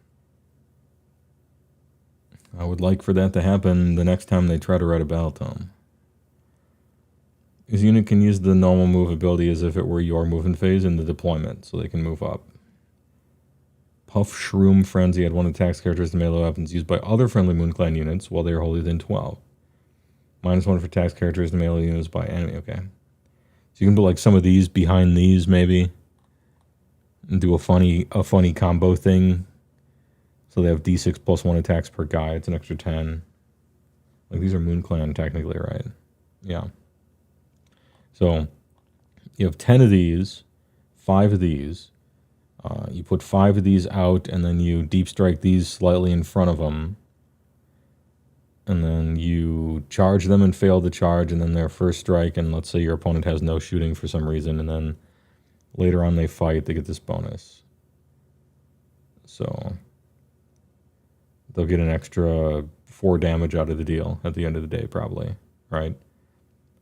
10 attacks, 5, and then after saves, maybe 2, 4, maybe 2, 4, 6.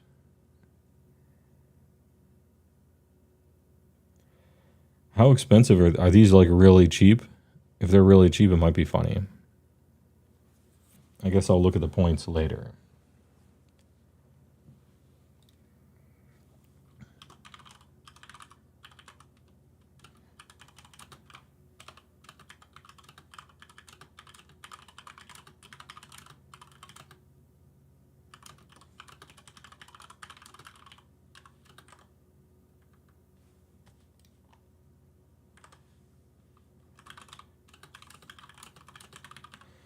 They also have no life at all. You can't hide the Loon Smashers in the Spore. Yeah, I know that you can't Russian doll it. Which is too bad. That would be funny. You used to be able to pop these guys outside of 3 back in the olden times. Yeah. And you would do it during a charge as well. It would happen during your opponent's charge, even in the charge phase. It was sick. 130 for 5 for Loon Smasher. So 260 for 10. Okay.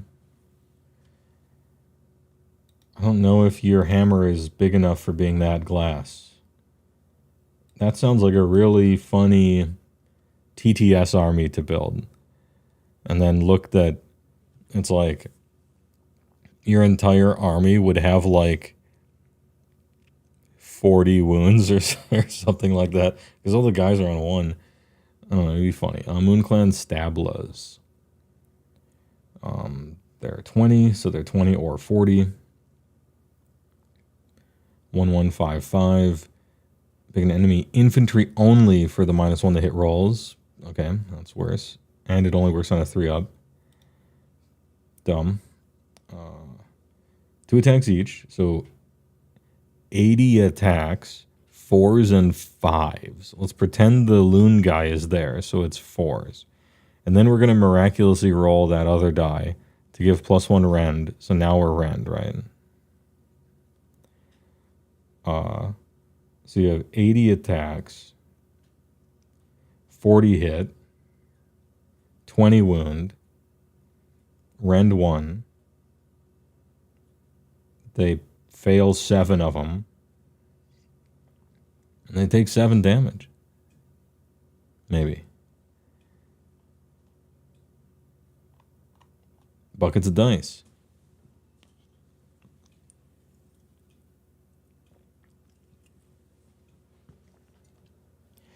Seems like a pretty good way to try to catch out a lone unit, so it forces them to play a little more together than they would like.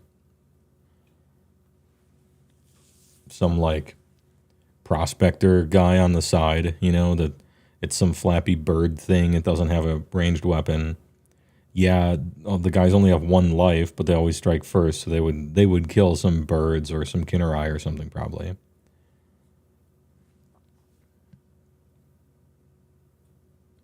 Moonclan Shoot'ems. They're also 20s. And they have the same thing than that. 18-inch Moonclan bow. 2 attacks, 4s and 5s, 01. I like this better on a shooting unit than a fighting unit, to be perfectly honest. So 80 shots. Turns into 7 range damage, maybe. That's if they get the rend buff, which I believe we checked does work on any, right? Yeah, Gobblepalooza works on shooting or melee, 3 up, but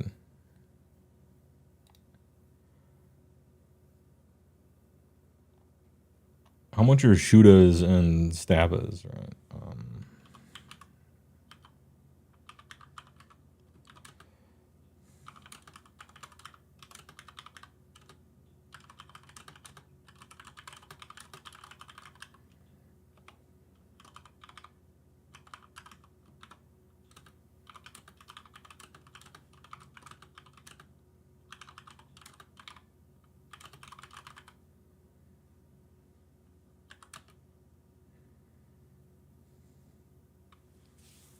150 for 20. Well, without the rend, you can shoot like 80 shots at 18 inches, which is going to do, they have to make 20 saves with no rend. So it might do like 5 damage or something.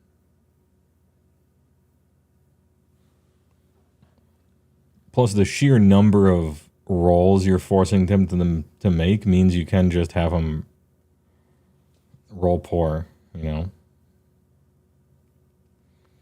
How many real life minutes is it going to take to roll 80 shots? Are the spiders good? I'm not sure, but their moon buff is good. Their moon buff makes crits work on 5s instead of 6s, which is good. The problem is the moon buff is super random and baby city and fails a lot and requires unlimited spells and maybe a endless spell. So you would almost want your moon buff not to be good, but it kind of is.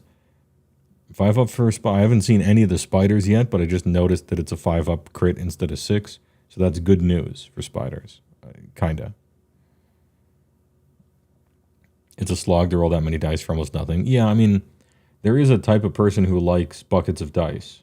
I don't myself, because as you said, it's kind of annoying to do that in real life, and it wastes a whole lot of time. You're rolling 80 dice and then 40 dice and then 20 dice for almost nothing to happen. It feels like a waste of time, but some people do like that.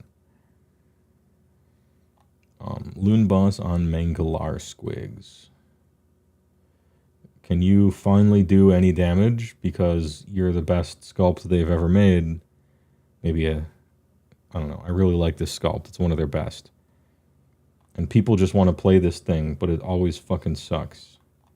Help me help you. Mooncutta. Trash. Huge fang-filled gobs. And remember, this gets +1 on the charge. D6, nope. Balls and chains, no rend. All right, it's bad.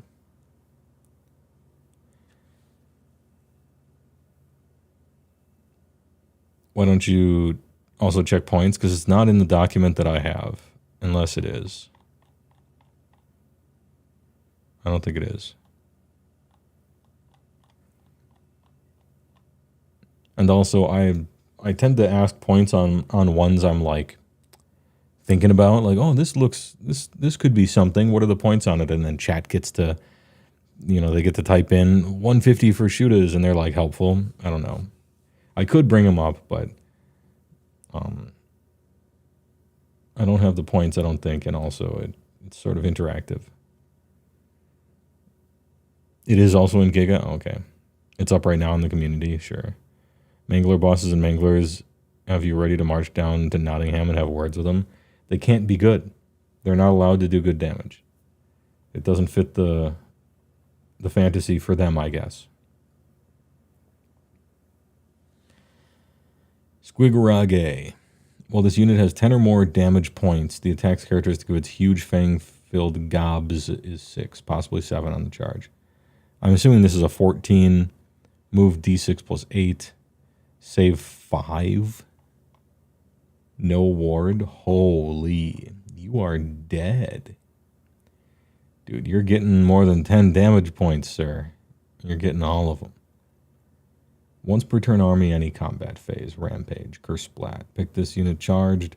Roll die for each model in the target unit to a maximum of 10 for each 4. Okay, so you have a big horde clear.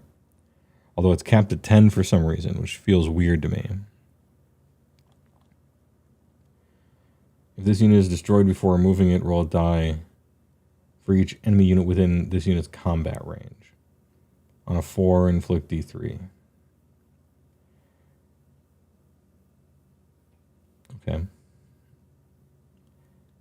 Any combat phase, bite the moon. Pick this unit and all friendly squigs older than 12. Add 1 to hit rolls. Okay.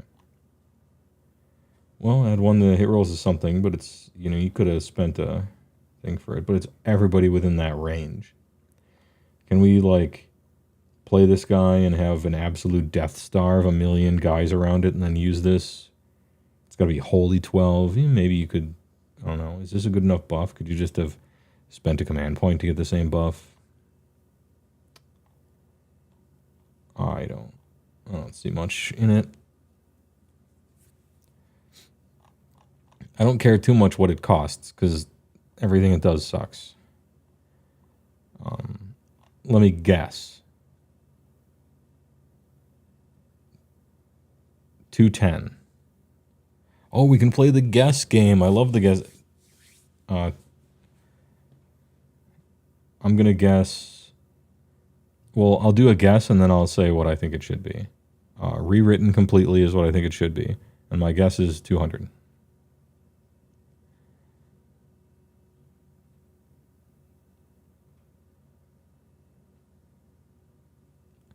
$220, close. Okay. Don't worry, it'll be down to 200 pretty soon. Possibly even less. All right, next. Loon Boss on Giant Cave Squig. It's got some attacks. Pick friendly non-Moon Clan cavalry unit that has not used fight. Pulls it in, but it doesn't give it an extra buff, so it's bad. Next. Mangala Squigs. Nelson Mangeller Squigs. If it's destroyed, it has a giant boing rampage. If this unit charges turn, roll a die. On a 3-up, this unit can move 3d6, but must end that move in combat. If this unit charge this turn. Okay, so this is the same language that they cleaned up on the pigs that they'll need to re-clean up on this one.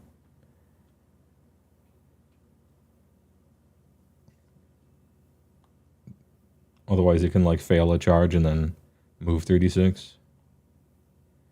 Because attempting the charge is rules-wise synonymous with charging. It doesn't say successful unless that got cleaned up for everyone and not just the pigs. Anyway, I don't know why I want monsters that can't fight. Maybe they're really cheap and you play a million of them. Squig Boss with Nasha. Pick friendly squig. Roll a die on a 2-up. Pick one of the following effects to apply for the rest of the turn. Once per turn, army your hero phase.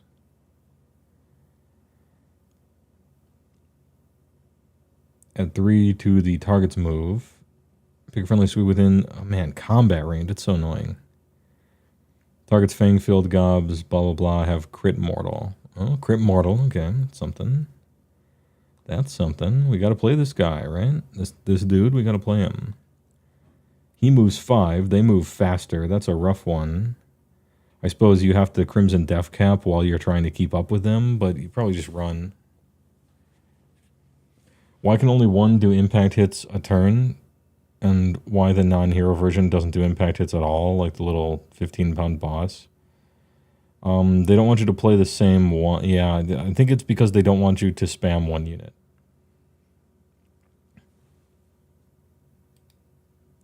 Which, I mean, that's a way of of making you not want to spam a unit.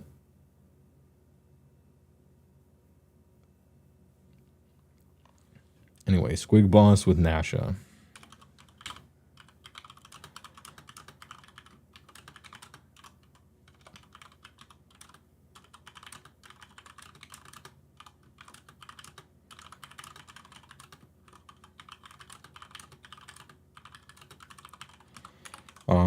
For Squigs, crit mortal on a 3-up, but combat range annoying, but power buff maybe.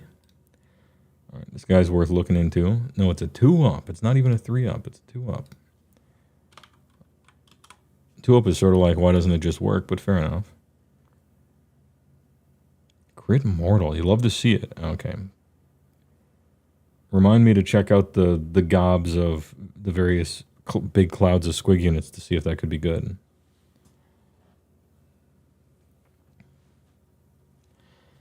Move D6 plus 3. That's annoying. But it could be 4 if you're in the light of the bad moon. Okay, so health 1, control 1. 3 attacks, 4 and 3 is 1/1. Oh, okay, so it's 1 crit mortal. 1 and 6 is armed with the thing. Roll die for each Squig Herda. And you can return stuff. I know it's got a maximum control score. Each time a model in this unit is slain by combat attack, and that model was in combat with the attacking unit, roll die. On a 5-up, inflict 1 mortal damage. These are a far cry from last book when they were significantly pushed. I don't think they even knew how good they wrote them last time. Squighoid. But these are big units, right? You can have a massive unit of this. Squig Hopplers and Boingy Boys. How much is it for... Anybody know how much is it for the Squig Herds?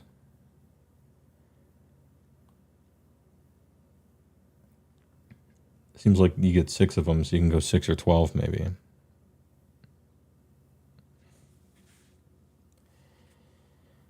And they're at least like, yeah, they regen. When they die, sometimes they blow up. 3 attacks a model is a lot of attacks per model that may or may not have crit mortal. You're just kind of fishing for crit mortals at that point, right? How much are they? $45. Good meme. 110 for 12. Okay.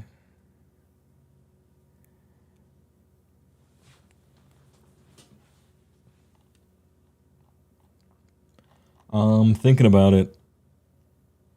Squig Herd. I'm thinking about it. All right, Squig Hopplers. Only 2 attacks. Oh, but it's 5 per model. 3 from the gobs. 6 plus 8. Literally no save. There's Hoplin. Boing.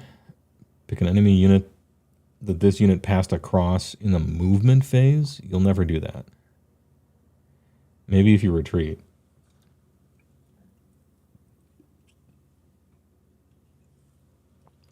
Ahem. Did the herd unit size change? I don't know, but I think it's... People are typing that it's 12. So you could have 12 or 24.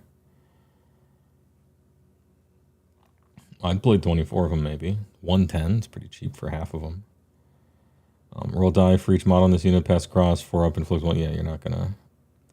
With D6 plus 8 and the way the game works, I just don't think you're ever gonna like actually movement phase across stuff. Possibly you could, but...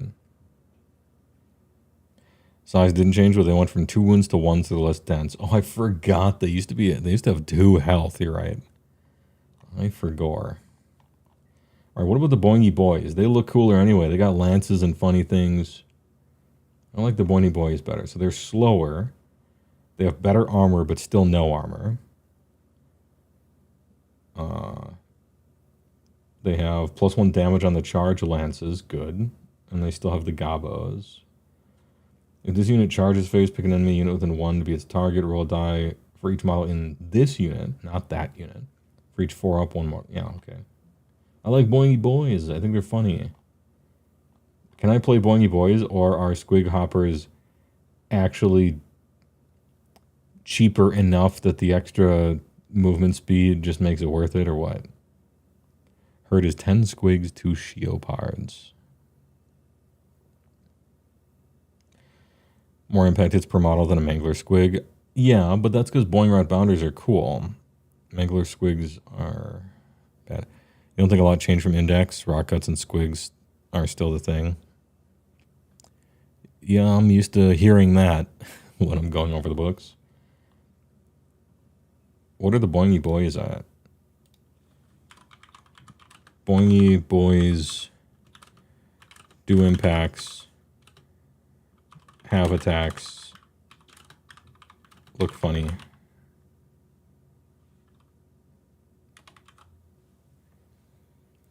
You wonder what the internal reaction has been to the displeasure from the last few books? I don't know. Do you think they know? I always wonder about that. I think they have to. Okay, so, you know, a company is different than a person, but people work at companies. When I, you know, back when I uploaded YouTube videos, I could tell whether people liked a video or not. In general, because of like the comments on it, or somebody posted it on Reddit also, and then those comments or something like that. Like you could tell what people were saying about something if they were talking about it at all, right? And so I was about to say, I don't know if they know, but of course they would know if they Googled for about 5 minutes, they would know, right? Whether people generally like something or don't. You know, as to exactly why, maybe there's more nuance there. But if they care to know, they clearly would know. If you figured out what people think, then surely they can figure it out, right? How did you figure it out? The same way they could if they wanted to, right? So I bet they know. I just don't think the people responsible for it directly have any say in the matter whatsoever. They have no power. Okay. What was it? 4 people write the rules for this entire game.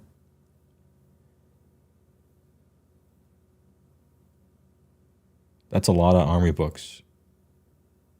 They almost certainly get no time to spend on any of it.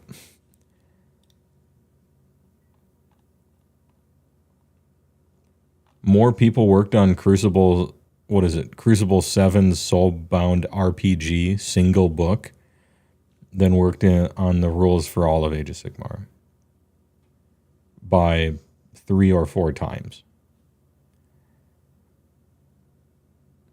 So the spin-off tabletop RPG, like 3 or 4 times the number of rules writers than all of Age of Sigmar. So I say things that are probably hurtful, maybe, if any of those 4 people are watching. Stuff like bad job, I don't like it, lazy, copy. I use these words, right? I'm anthropomorphizing essentially the company and those people's bosses in that. When you work underneath somebody else, you got to do what they say, and you have to deal with the shit-ass position that they put you in, which they have done. And so it's not personal. It is a bad job, unequivocally. But this isn't like a fault thing. This is just, that's what it is. It's not a good job.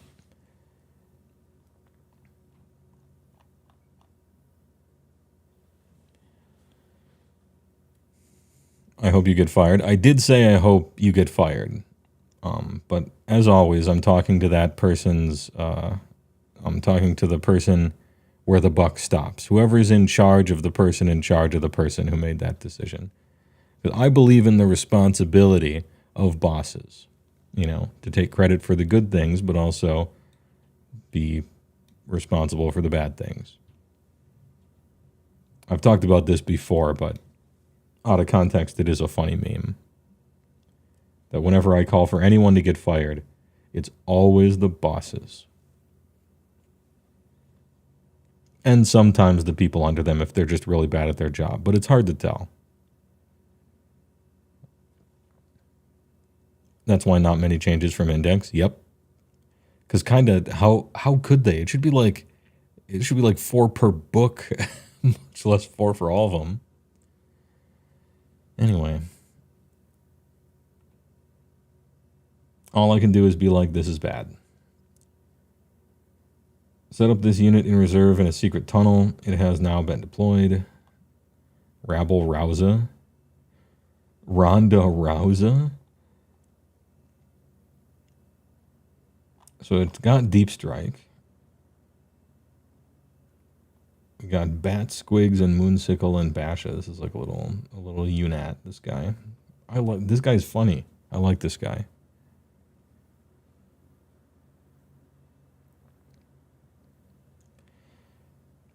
Monster or beast for the rest of the turn. Target can get... Oh, this is the stupid charge thing that I'm annoyed by, but it's... I'm so starved for any rule that's even remotely unique or interesting that I give it a gold star. You tried to do something.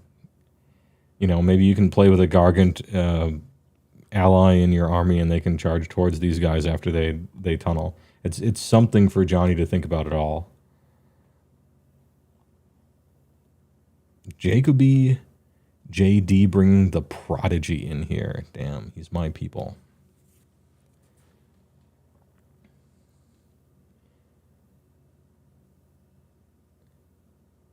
All right, the big tug. 16-4-6. We're tugging. Call in Meal Team 6, yeah. Roll 3 dice. You can pick one of these dice to apply the effect that corresponds to its value. 2 to 6 persist until the start of your next turn. Add 1 to attacks. Add 1 to rend. This can unbind. -1 from hit rolls for shooting attacks. Target them, and of course, the 5-up ward.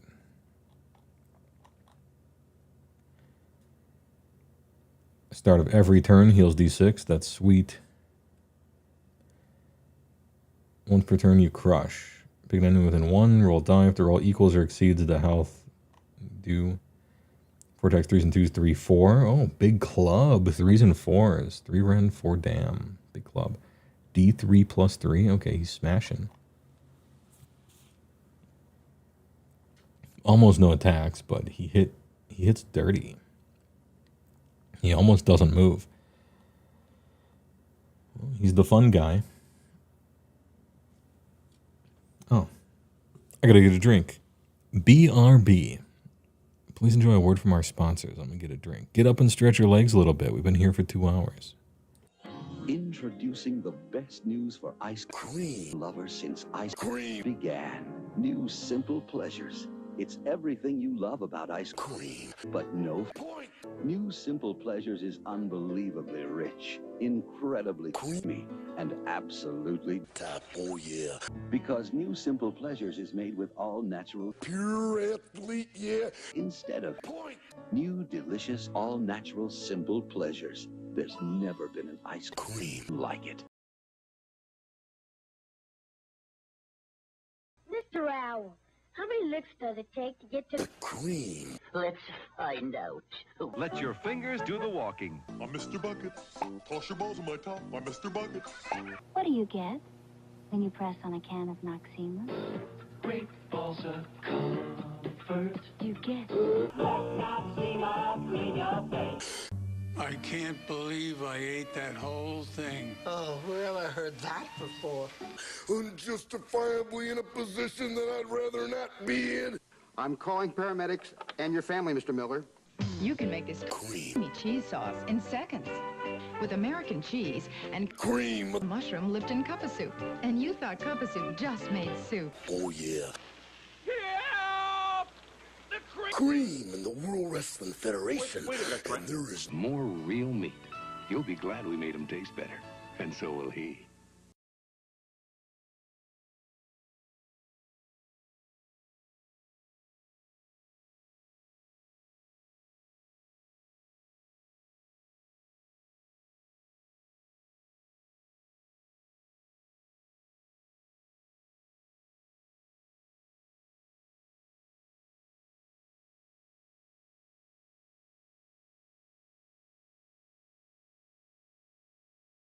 Yo. We are back. Dank hold on the Trog boss. Big Boulder Club, D6, very sad. Big regen. And also plus what? D3 if you're in the sub faction. Magical resistance. If this unit is picked to be the target of a spell, roll die. 4 up, ignore the effect of the spell. Generally, the best spells in the game are buffs that are cast on your own guys, so magic resistance is not great. Once per turn army, roll die. 4 up for the rest of the turn, add 1 to the attack character to the melee weapons used by friendly Trogus while they're holding within 12 of this unit. And it is a Rampagni, and it is any combat phase, so it's both. 4 up sucks, but +1 attacks is super good for Trogs. Okay. Just flip a coin. Forehead, right? Simply flip a coin. Trogs are in control. And then... Damn, for a moment, I'm like, this is the same picture. Okay, Trog boss and Trog goth. Okay, we got a boss and a goth. This one, at least, is a D3 plus 3. Much better. Significantly better. Even with 1 fewer attack, I'd much rather have this one. Magical resist taunt, same thing. Wade and the smash. Move 6, but it must end the move in combat. Then roll D3 for each enemy unit within 1 on a 2. So it's the bad D3. Okay. So the difference is, this one is fun to fight with, and this one has a buff. But it's a real, like, 4 up-ish. Don't care for it. But it is a buff. Technically. Geeyetz, thanks for the $5 Canadian. Appreciate it. I click like. Late to streams, and maybe this is answered, but will anything besides Trog spam be competitive in this book post-Battle Tome? So far, I've been looking through some stuff, and so far what I've seen is Trogs are a little worse, and it's still probably Trogs and maybe Squigs. So far as I have seen, and keep in mind I don't play the army, so I don't have like intricate knowledge of it. I haven't gotten to the new guys yet. But I heard they hit on like 5s and 6s or something, so I don't... Maybe they're supposed to be prospectors, the new ones. I'm not sure. I haven't gotten to them, but they're in here. Anyway, thanks for the $5 Canadian. Sorry about memeing about taking over your country.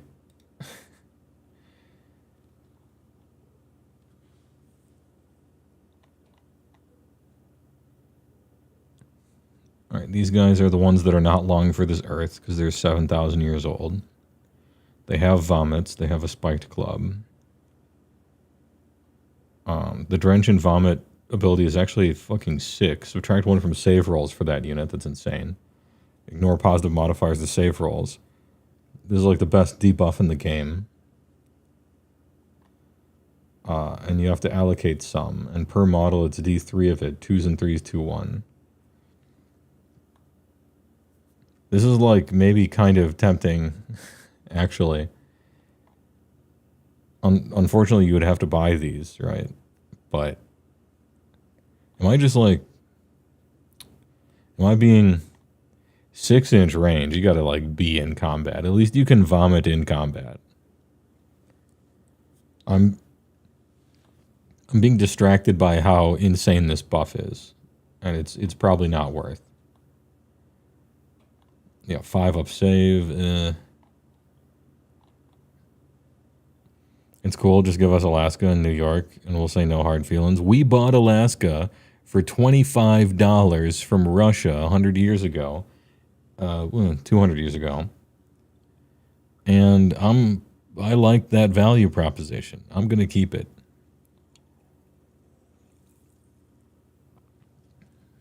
Anyway, we bought that fair and square. Yeah, 6 inches is probably, yeah, it's too bad too, because I read this paragraph and I'm really happy about it.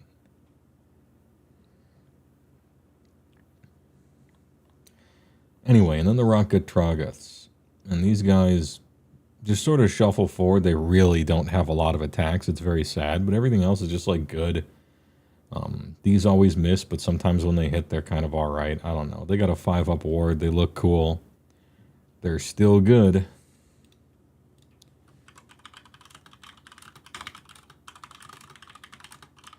Still good, just a little worse.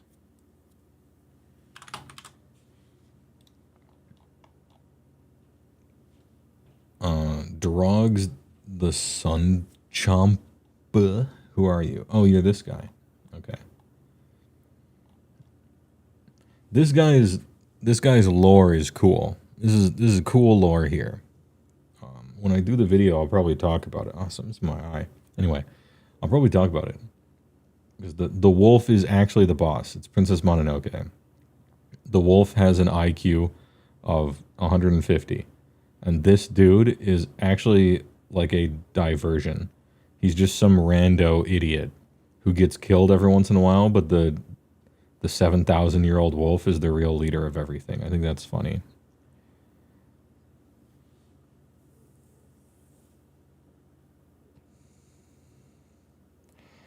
You guys could see a great return on the investment, though. I'm sure Canada would buy Alaska for at least $26. See what you did right there, that little funny meme? My fucking president is doing. Do you know how embarrassed I am about that? Because he's just saying shit. But I don't think people in his position should say things like that. Anyway. Plastic soldiers, politics, anyway. They should give his attacks companion. They really should, actually. I feel like they should flip these just because of the legends and stuff.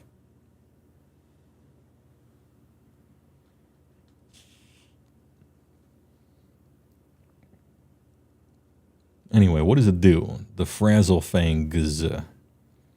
Well, an enemy unit is within 6 of this unit. Subtract 1 from hit rolls. Great. And they can't use all the attack. Great. So it's almost like, well, it's not like -2. It's just like -1 for real, right? Anyway, that's good. Within 6. Once per battle reaction, opponent declared a fight ability. Roll die on a 4-up. You can pick a friendly unit wholly within 9 of this unit that was targeted by that fight ability. This is really specific language. Roll die. Once per battle reaction to an opponent declaring a fight ability. This unit can move 2d6. Oh wait, friendly unit wholly within 9, huh? What is involved in declaring a fight ability? Do you pile in before or after your... do you pile in as part of the declare or as part of the resolution?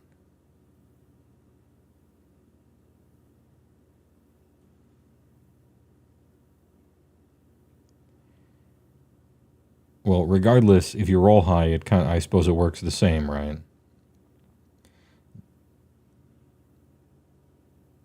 It can't end the move in combat, so you escape as a declare. Okay, so what happens is they declare and pile in.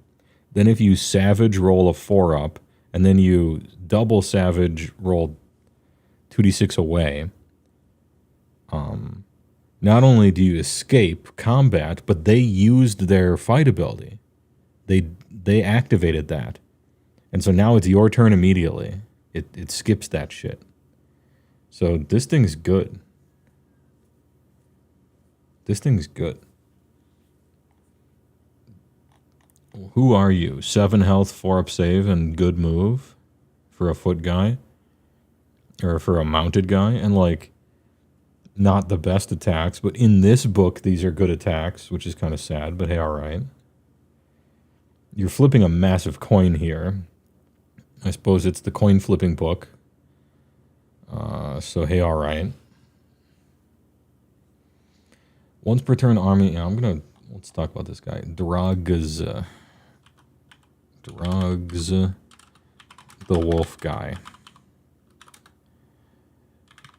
Flip a coin to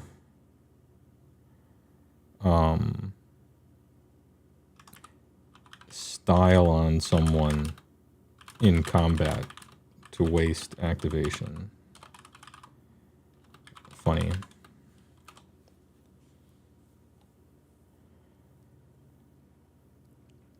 Baiting out the chosen double pile in. I think, don't they have to activate that at the beginning of combat even? They have to do that way ahead of time. So you're coming in with full info, I think. If it's anything like the Iron Guts, who also have to do that at the beginning. That's sick. You just gotta, I mean, you have to roll pretty high too, right? Because they get 2 pile-ins. So you gotta be 9, you gotta get higher than 9 away, right? Because they have 3-inch reach, they're gonna move 3 twice. So you still have to really book it out of there. And you are playing Geeyetz, so whatever that unit was, you only need about 2 chosen to attack them once and they'll all die. So there is that as well. But it's a cool trick, if it works.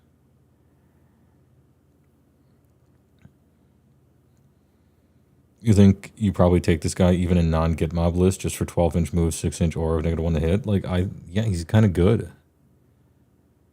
And you can scaper out yourself if you feel like it. And it's possible to, you know, opponent charges him, they declare a fight ability, he fails the roll, and if he randomly doesn't die, he still gets to fight. It's not like he, you know, so. Pick friendly Get Mob unit that is not used to fight, and he pulls them in, but he doesn't give them a buff, so that's useless. Alright.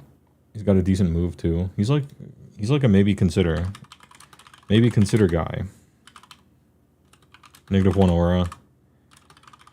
Funny trick, maybe.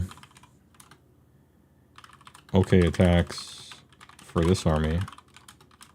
On a horse guy.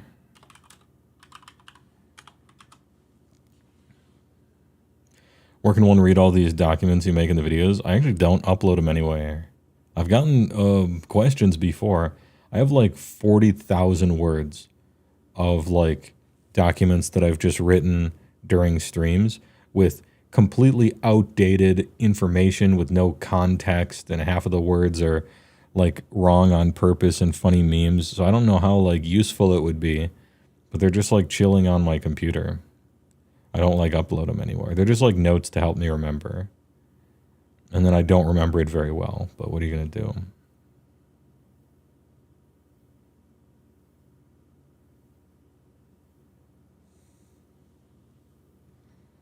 $200 points can take 0-1 Trog, 0-1 Moon Clan, and all Get Mob. That's a maybe out of me, you know? I was hoping it wouldn't be quite 200, but you can take a Trog and you can, you know, you can toss a Trog in there. You can play your 2 fast Get Mob prospector units, you know? I haven't looked at the Get Mob stats yet, but they're mounted. I assume they're fast and hopefully cheap because their attacks are awful. So maybe this is like your little prospector squad and you just got this dude going around. Anyway, yeah, this guy's a maybe for me. And we got the Chariot. Frazzle Geeyetz Shaman on Warwheela. A Warwheela Death Dealer. 9 4 up 12. Potentially a potential prospector, I guess. Technically a wizard. Oh, is this thing a hero? Who are you?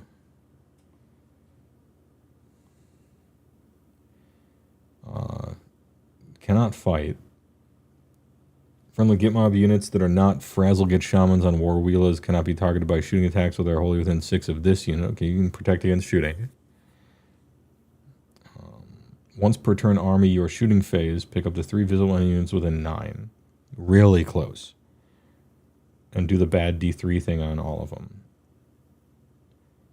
This is like good against enemy shooting. He's a wizard. I don't think you care though. You have to get really close to do the shooting thing. Does no damage.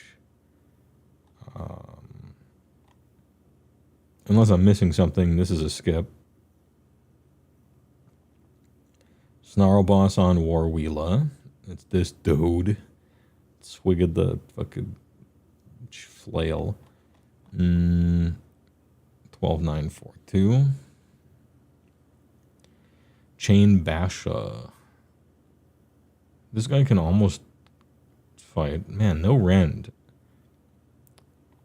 How come the magic wolves don't have rend on their bite attacks? I would like to see that. He's keeping up with the boss. They spell it with the boss. Big friendly non-hero that does not use the fight ability, and it can pull it in, but it doesn't give it a bonus. It sucks. The Glare of Frazzle Geeyetz. Subtract 1 from hit rolls for attacks made by enemy units while they are in combat with any friendly. Once per battle army, any hero phase. For the rest of the turn, -1 to hit. And then you press the juice, and you make it an 18-inch mover. That's funny. Very interesting. Hold on, 18-inch mover.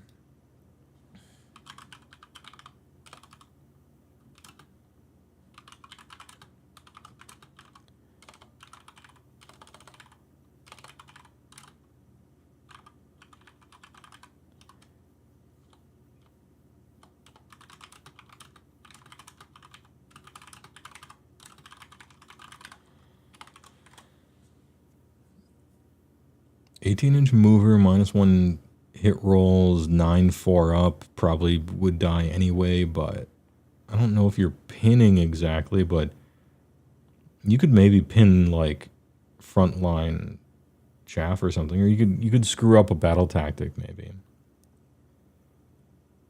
Like big wheel of 18 at way overcompensate, and then you could be well within your distance to be able to countercharge or something and fuck with their first battle tactic. They have a 4-up save, some attacks. This is enough attacks to maybe be able to kill an enemy prospector unit, you know? Probably not in one round, but maybe you could in one round. Of the really, like the weaker ones, like 2 Frost Sabers would die to this, right? Anyway, this guy's interesting. And then we got the Snarl boss, who's just chilling on a wolf.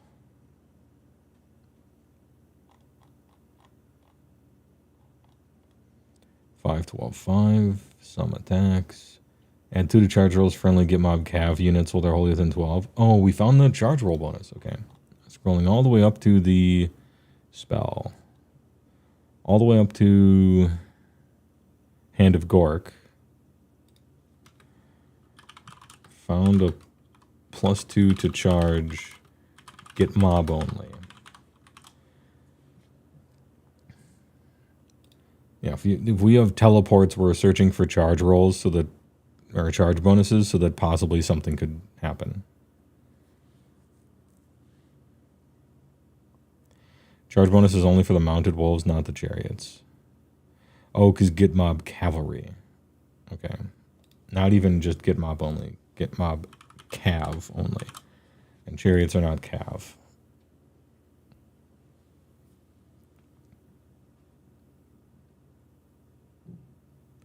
The unit they buff doesn't have rend. Oh, okay. Well, never mind then. But it was good to take the note, I suppose. If this unit charges turn, pick this unit and up to 2 friendly cav units within its combat range for the rest of the turn. Add 1 attacks. Okay.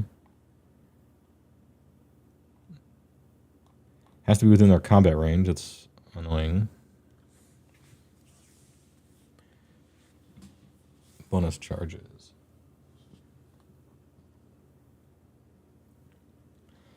Wolf get retinue.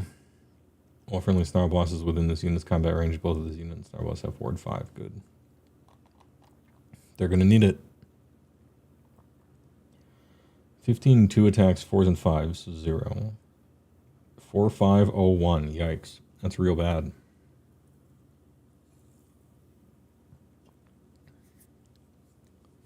+1 attack doesn't affect wolves. I thought it only did. For the rest of the turn, +1 attacks characteristic of the target's companion melee weapon. So it's only the wolves, not the riders. As I'm reading it. Which is good because the wolves' attacks, sadly, are better. Yeah, it's the good attacks. These you might as well not even roll up here, right? But how many men are in this wolf? This thing used to be, yeah, it looks like this thing did used to be a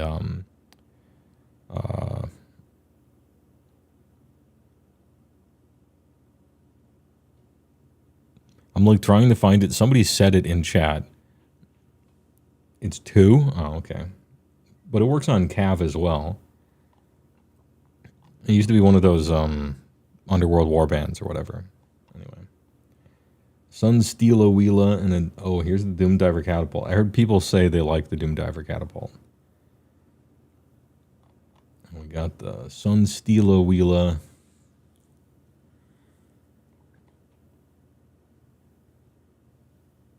It's got a 3-tailed whip.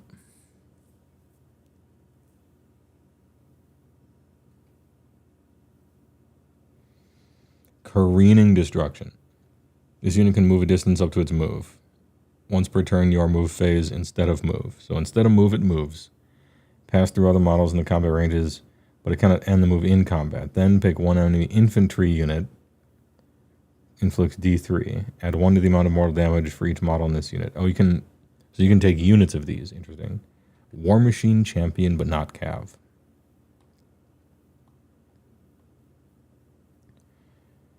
It has a great bow, this stuff, and then Snarlfang things.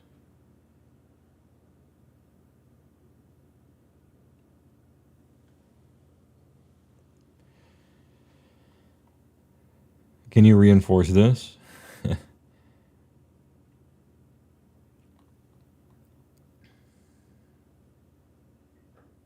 Interesting.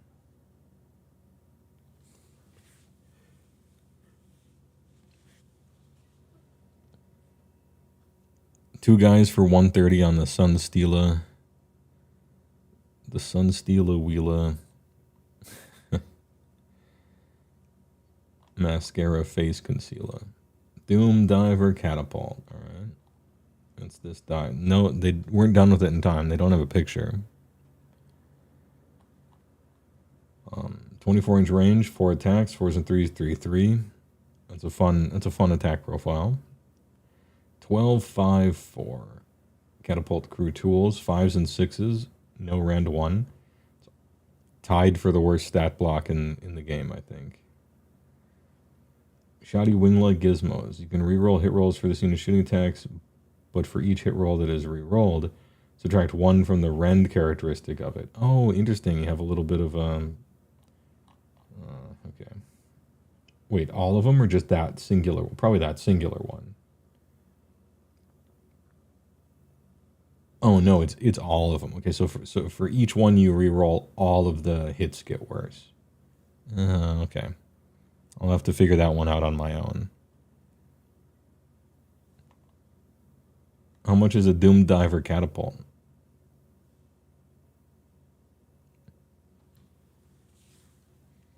If it was in the Ogre book, it would cost $240. So what does it cost in the Git book? That's my question.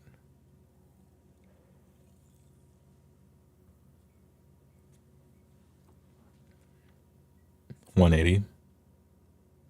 I think that's probably right. Maybe less.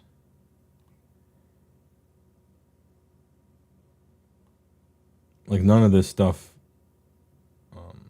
You can't bring any of this stuff. Well, maybe you could bring these back to life, right? With the Loon Shrine, or no? If you had 2 of them.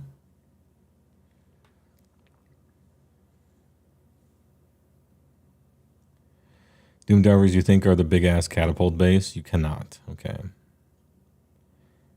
Oh, a War Machine. Okay.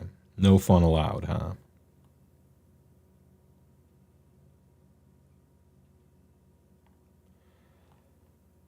This might... Okay, I don't want to say it's a trap, but this unit might be for, like, I have a fun army, right? I want 2 of these so that I can have fun. Like a pet unit. Your list is good and you have points left over, and so you take a Doomdiver Catapult because it's funny.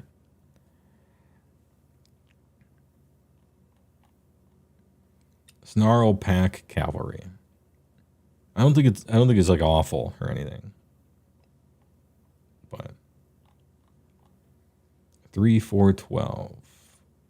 Pointy skewers, and they have charge damage bonus. And then jaws. So 4 attacks, 4s and 5s, 0-2. What a goofy profile that is. Why do they have a 4-up save? Massive armor, I guess. Heavy cavalry, they're okay. Well, they're the same speed as light cavalry. They have heavy cav save, kinda, for goblins. A truly awful stat block.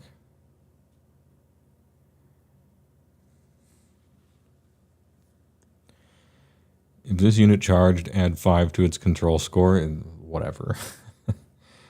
If this unit charges turn, it has strike first for the rest of the turn. So this encourages you to get into either multiple combats at once or have 2 units that are charging the same thing and big. I'm assuming these are 5s. Perhaps 3s if they're like Giga have cav.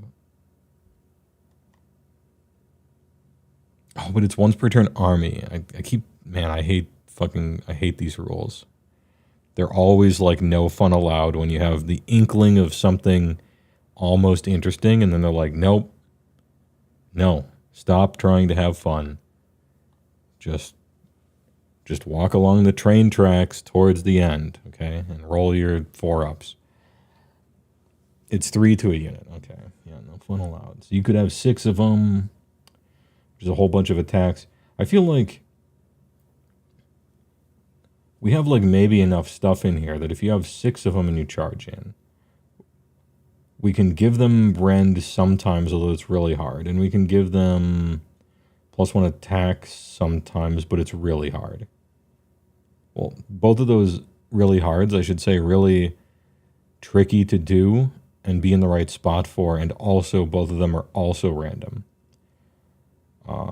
And if you're fighting people who don't naturally have 3-up saves, these guys might do some damage. Like against 5-up saves and stuff, like they can work. But if you're fighting any sort of armor, they bounce off like a Wile E. Coyote cartoon.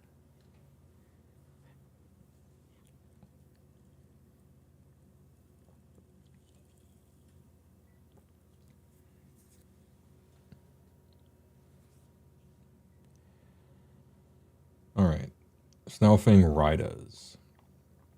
Are these just the cheaper ones with a garrote bow? If it's non-combat, it can move D6. It cannot end the move in combat. Oh, these are great. Yeah, these are awesome.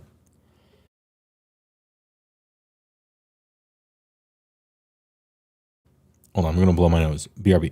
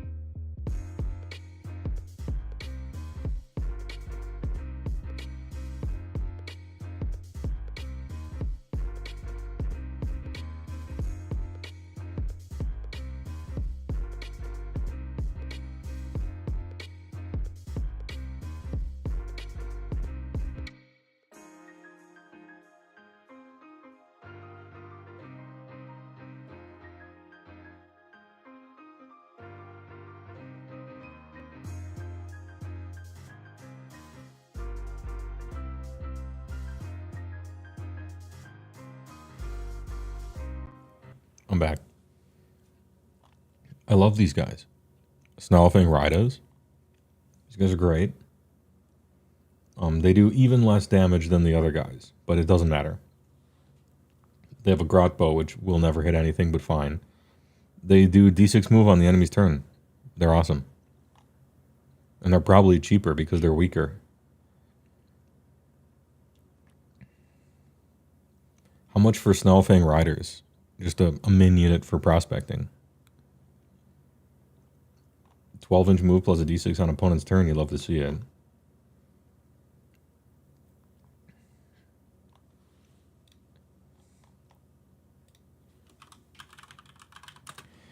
Snarlfang or Snarl Pack Cav. Can't fight against armor. Expensive. Snarlfang Ridas. Great prospector. Maybe. 12-inch move. D6 move on opponent turn. 120 for 5. Not bad. I like him. I like Snarlfang Ridas. Good unit. It's a shame this is only once per turn army because no fun is allowed. Otherwise, I would take 2 and do it with both of them. Sick. And then web spin. That's it. Hold up. That's it. Okay, I guess there was more than I remembered. I was thinking some chariots or whatever, but actually there's a bunch of different chariots. So, okay, fair enough. Ahem. And now we're on to the Spider Fang. Alright, the speed of the Spider Gawad. Pick a visible friendly Spider Fang unit, only within 12. You can run and shoot and or charge for 6. Sure. Oh, he's just a little guy. That guy on foot. Roll die on a 2-up, remove this unit from the battlefield, set it up again, wholly within 3 of the target and more than 9 from all enemy units. Pick a friendly Spider Fang unit or terrain feature. So he dimension doors next to the guy he's about to give run and charge. And they both happen in hero phase. So you do one first, or if he's next to it already, he casts a spell and then he fucks off. This guy's funny. This guy's funny.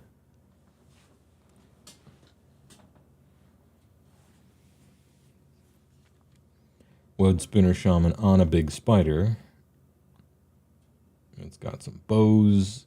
Nothing has any rend really, but I guess you're fishing for 6s for crit mortal on this staff. 4s and 5s. And then the spider fangs for 3. Pass across terrain as if it had fly. Really good. Terrain's so annoying. Add 1 to casting rolls. Friendly Spider Fang wizards will hold than 12, and this is a wizard, so sounds good.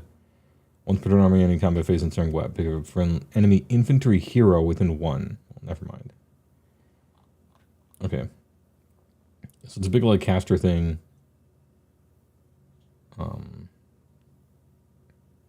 Gives you casting rolls, I guess.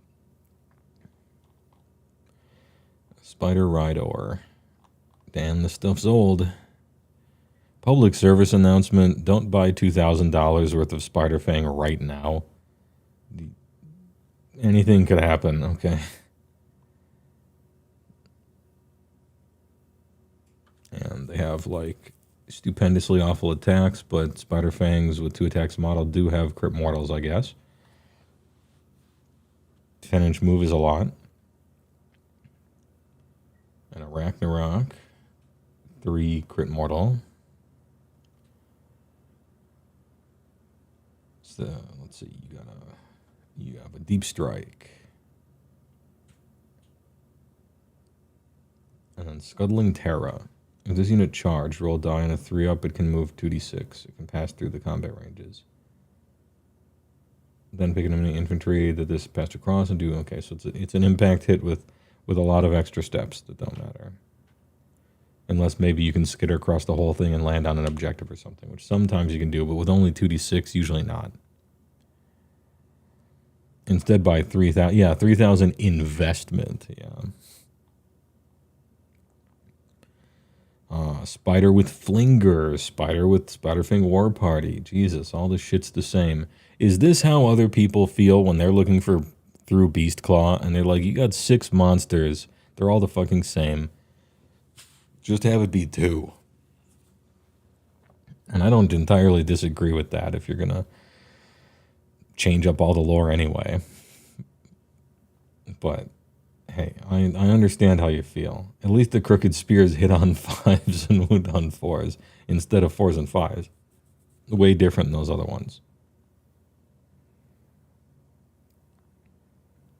3 up, -1 attack characteristics of the target's companion weapons. For the rest of the turn. Yeah, can't make it too good. 3 enemy units within 1, D3 shit roll for each.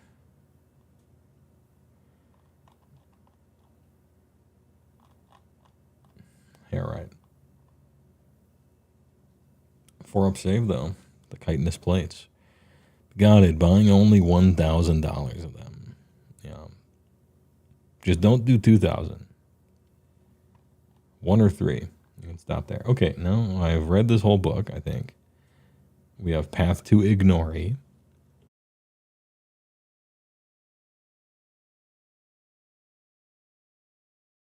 Ahem. I almost forgot.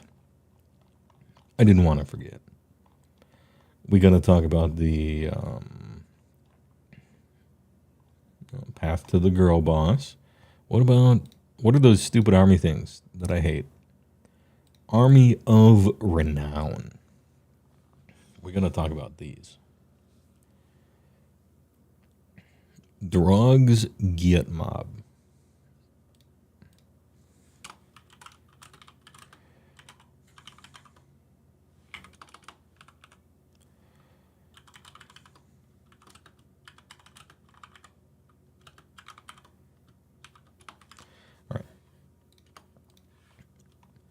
Drog's Geeyetz Mob. You can have Drog's the Sun Champa. Must be included. Must be the general. Any Git Mob. You cannot include Regiments of Renown. So it's only Git Mob. Can you play only Git Mob? Like nobody can fight. Like you could put some Doom Divers in there, and you could have a bunch of the fast Snarl Fangs, and you could have a bunch of the slow Snarl Fangs. But if you fight an army that has 3 up saves, you just, I mean, it's kind of like fighting Gargants, right? Like just nothing happens, and you lose. Like every guy is just a speed bump. I mean, you could do that in the old days when there weren't battle tactics, but now that there are, I don't think you can play that way.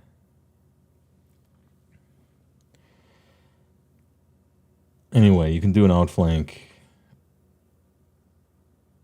as in an ambush.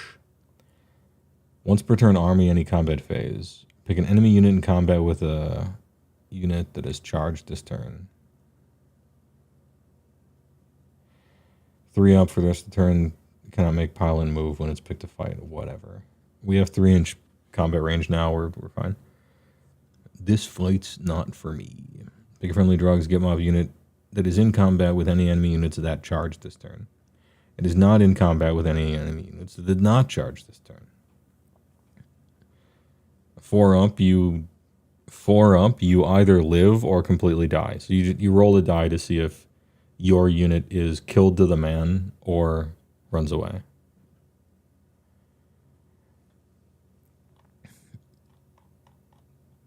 Fucking awesome. Hero traits. Why do they give you hero traits? Well, I suppose you could take some other hero. Is there another hero in Geeyetz Mob that isn't the named hero? Oh, the guy on the The guy in the chariot, yeah. I was going to say, otherwise, why did they give you traits if your only hero is a named guy? But yeah, the chariot. Each time you use a retreat. Before moving, pick an enemy unit in combat with it and do a shit roll, and it does nothing. Plucky Geeyetz. Well, this unit has no damage points. Friendly Git Mob units have ward 6, so they're wholly within 9. You know, if this just said the ward 6 within 9, this whole like Army of Renown would not be good, but I guess it needed an additional downside to it. Can't you give traits to the name now? No.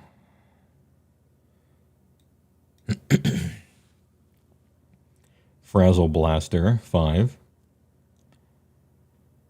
Pick a visible friendly, draws Git Mob unit wholly within 12. Until next turn, target's melee weapons have crit 2 hits. Unlimited. Glare Faces Grian. 2 open inflict amount of mortal damage equal to the roll. Shooting phase once per battle army. Within 9 of this unit. Okay. It's like a decent spell, right? This is the kind of spell a Slanesh army would have to give your opponent a 12-inch charge to get. And by that I mean it's okay. And then Manifestation Lore, you only get the mushroom. Why? Okay, so you can't even use the moon to get the stupid shit. Okay, cool. That's horrible. The King's Geeyetz.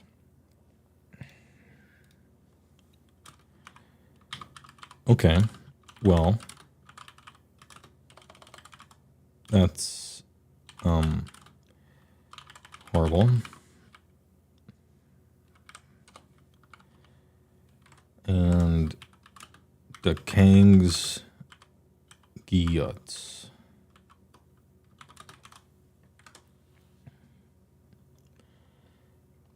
Any Moon Clan units, Scragrot, 1 Bad Moon Loon Shrine. You don't even get the Loon Shrine. Hold on.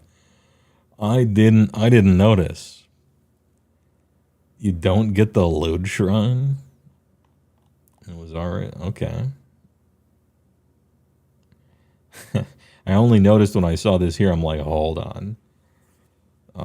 Non-hero Trog units, and you cannot include regiments of renown. Okay. The Moon and the Loon. Well, a friendly unit is wholly within 9 of a friendly Scragrat or the Loon Shrine. Add 5 to the control scores. Whatever, dude. Control scores. Instead of rolling the die to determine the move ability. Oh, so you just get the shit. I see. I was about to say this bonus sucks, but it's actually, you're getting the light of the bad moon. It's just that sucks, right? But I thought this ability sucked, but actually it's the bad moon. And then the King's Guards. While friendly Trog is within the combat range of a friendly hero. Here has ward 4. Interesting.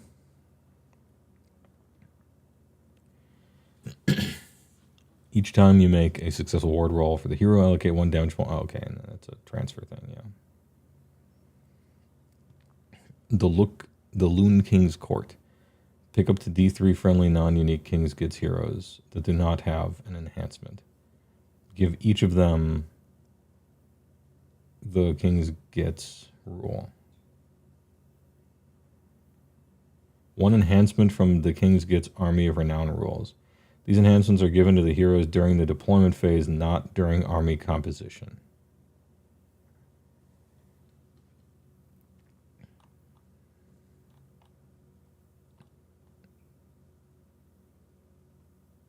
Okay.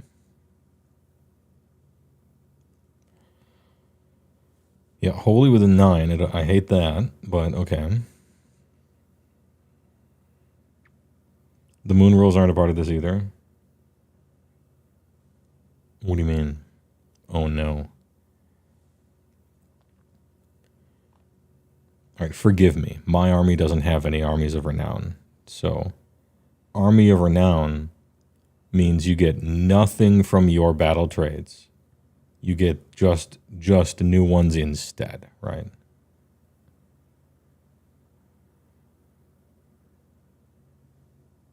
Is that how that works? There is no moon. Okay. Okay. You can use this ability if you have not used the Bad Moon Loon Shrine's Moon Clan Lairs ability this turn. While this unit is in 12, pick a friendly non-reinforced, and you get it back. Okay. Glare Jester. Pick a friendly infantry, roll D3, add the roll to the distant target move using move abilities. Okay.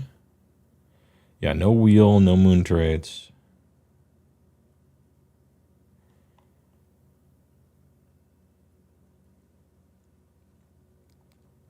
Pick one of the unit's companion melee weapons. Add 1 attacks characteristic. In addition, each time you use a retreat, add 1 to attacks for the rest of the battle. It's funny.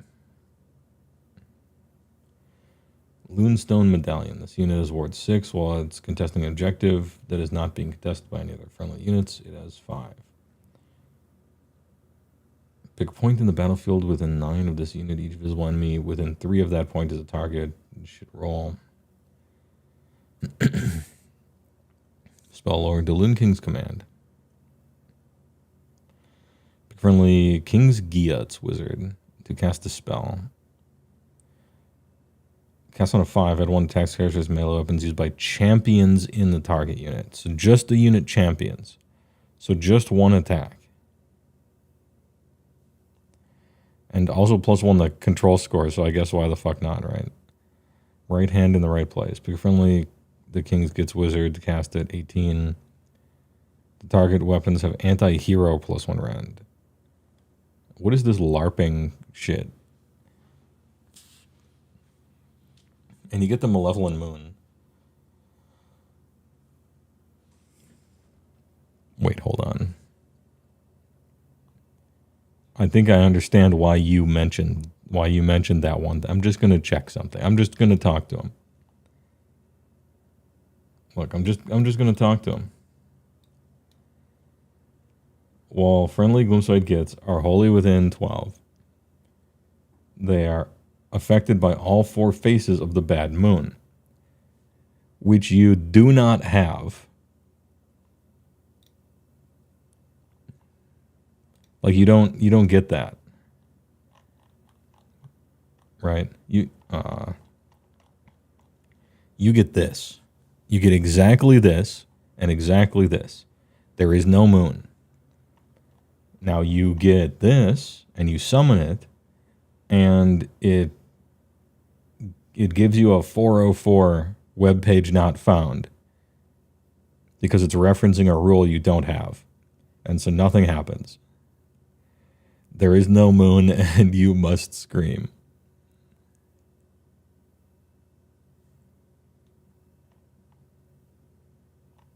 Okay. Now, I will say that that's definitely an oversight. And once they fix that, this Army of Renown will be unplayably terrible. It doesn't matter. But it's funny that, yeah, it doesn't do anything.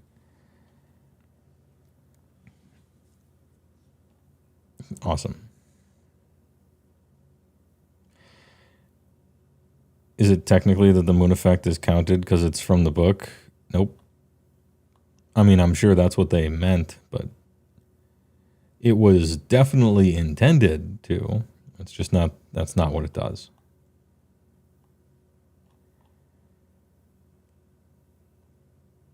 Oh, you're right. The Malevolent Moon, it has 1 attack. You're right. It does do something. It has a single attack.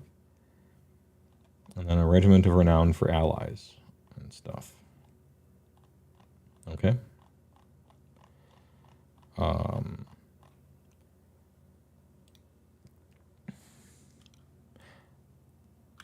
Law. Let's go over our notes. Geeyetz. The moon no longer randomly moves or disappears forever. That's good. Edit, never mind. It's still super random with the unlimited spell that is triple random, so fuck you. It's January. Battle traits. Half-finished, lazy, copy-paste, crap job. Better than before, but bad. Non-Squig Moon Clan buff was not changed. It was terrible before. It is terrible now. It does virtually nothing. Spiders crit on 5s, that's cool, but they have about as long of a shelf life in my estimation as Beasts of Chaos does. Trogs got nerfed unnecessarily twice by not working on ranged and being weaker against non-rend units, of which there aren't many in this game, but there are many in this book, which is unfortunate. Trogs didn't deserve that. Squigs just get 4 instead of random movement. I don't like this. I don't think their movement should be random, but I guess I'm wrong. Snarlfangs can retreat and charge and or shoot, but looking at them, they'll absolutely explode into a fine powder if anyone hits them, so I don't know what they're retreating from besides the grave. They do have that 1 4-up don't die thing maybe that Funny Man has, but that gets you out of combat anyway. So I guess who cares? You just don't care about the moon. You just ignore your battle trait because it doesn't do anything. Battle formations also half finished. Not even half finished, if I'm honest. All it does is make the index slightly worse for all these kind of. None of these really do anything. The Squigs one is good. Trogs one's all right. Becoming a wizard I thought was cool, and then I read your spells, and now I don't even know. Fight another day doesn't let you fight anymore. So the fun is gone. Not that it would have mattered. Clammy Closa hitting a home run. Like, that's good. They only wrote 1 for some reason. That's weird. They used to have a -1 to hit debuff, which is like central to their playstyle that's just gone. Spells, really bad job. This unlimited spell, you have to roll to cast it and succeed, and then your opponent has to roll to unbind it and fail, and then you still have to roll to see if it still works as the resolution of it.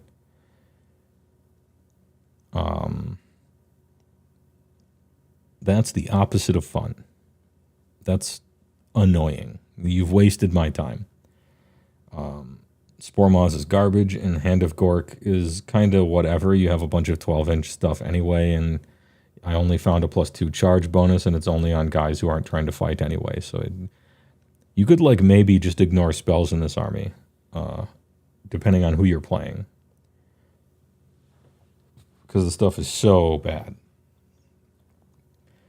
The Mushroom is useless garbage. The Cauldron gives you +1 power level, but your spells aren't worth it anyway, so who cares? The Scuttle Tide does 1 damage and is a wall. And you summon the moon if you're Trogs, probably, so you can get all your shitty buffs. Everybody else's buffs are so bad, I don't think you even want to jump through the hoops for it. Stabas get a buff from Loon Boss, but I don't think they're worth it. Gabapalooza is good, but random, but good, but random. Snufflers are Moon Clan only. I don't think you're trying to play any of those. Loon Smashers are kind of funny, but I would just do it in TTS and then play it one time and then realize it's not actually that fun and then don't. Spore Splatter is a good attacks buff, but I can't remember what it goes on, if it's keyword bingoed or not. Like, maybe you want that, maybe you don't. Probably not. Shoot'ems seem better than Stab'ems, but I can't remember the cost. The Rend buff works on shooting at least. Squig Boss has a cool buff for Squigs. Boingy Boys do impacts. The Herd is still good. The Boings are still good. The Trogs are still good. And the Snarlers, all the new guys. Doom Diver is fun, maybe a trap, but fun. And you have some, I think, kind of excellent prospectors to toss into your army. One of them can move D6 on your opponent's turn. 120 isn't that bad. They move 12. Maybe run 1 or 2 of them in something.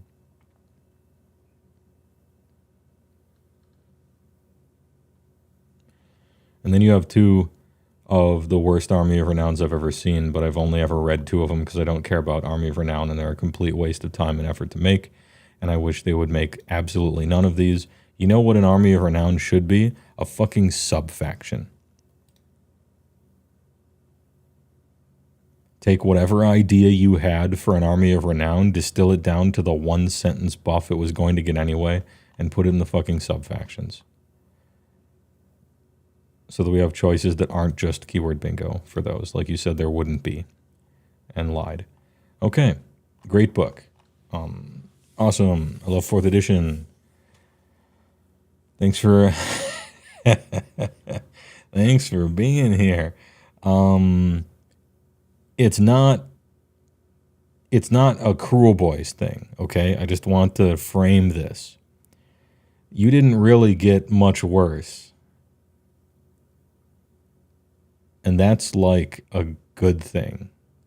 Or rather, you didn't really get much worse is like good news as far as these battle tomes are concerned.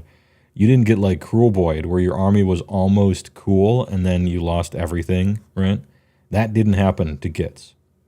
You got a new unit or two that possibly are really useful, and nothing got completely fucked. That's Geeyetz.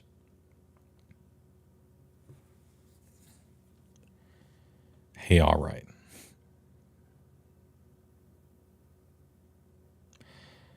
What's weird is GW fixed the roll to roll spell powers in 40k and 8th in 2017. How are they still doing this? Because they do not learn from their mistakes. I don't know if if there's musical chairs hiring the team of 4 that write the rules for this underneath Rose. I don't know if there's a big turnover.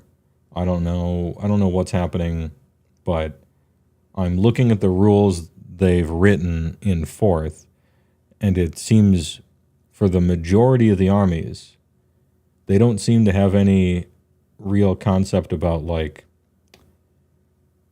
how the army used to play, what the players like and don't like about a particular army as a player of that army. Sometimes I don't know if they even have a concept of what a play style for that army is supposed to like look like in real life. And all that to say that they've fixed problems in the past, that they release a new thing, and they have unfixed the problem in the same way that it wasn't fixed before. So like problem A 5 years ago, solved it 4.8 years ago. Okay, now release book, problem A again. How can you make the same mistake? Maybe it was different people. I don't know.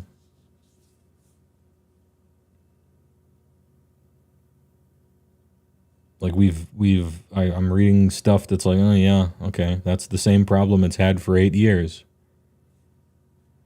Are we problem solvers? Are we innovators? Are we iterators? Right?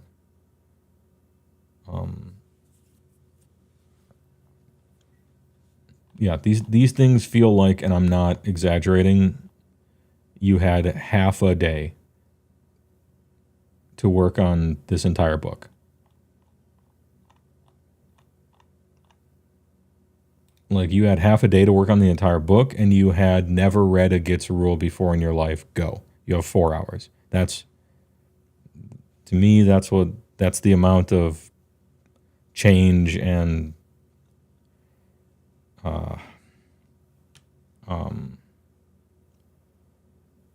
work it looks like this took. And mostly the same thing for all the other battle tomes.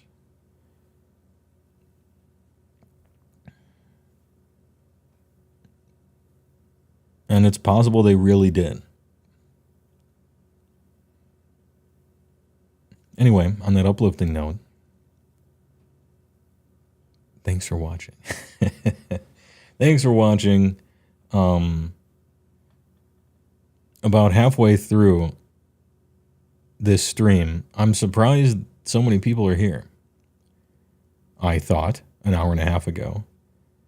Because it occurred to me that apparently, is it Valentine's Day today? Like I was clicking on another screen and I noticed it, and I actually hadn't noticed. But hey, I'm sorry you guys are here watching me.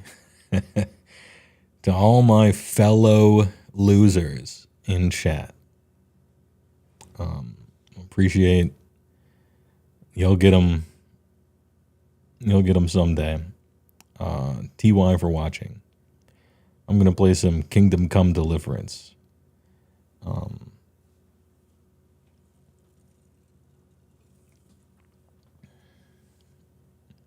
I wish. We're here watching someone talk about AOS. You think we have plans for Valentine's Day? Look, I'll have you know, Dragon 240, which is a inversion of Dragon 420, maybe. I don't mean to judge.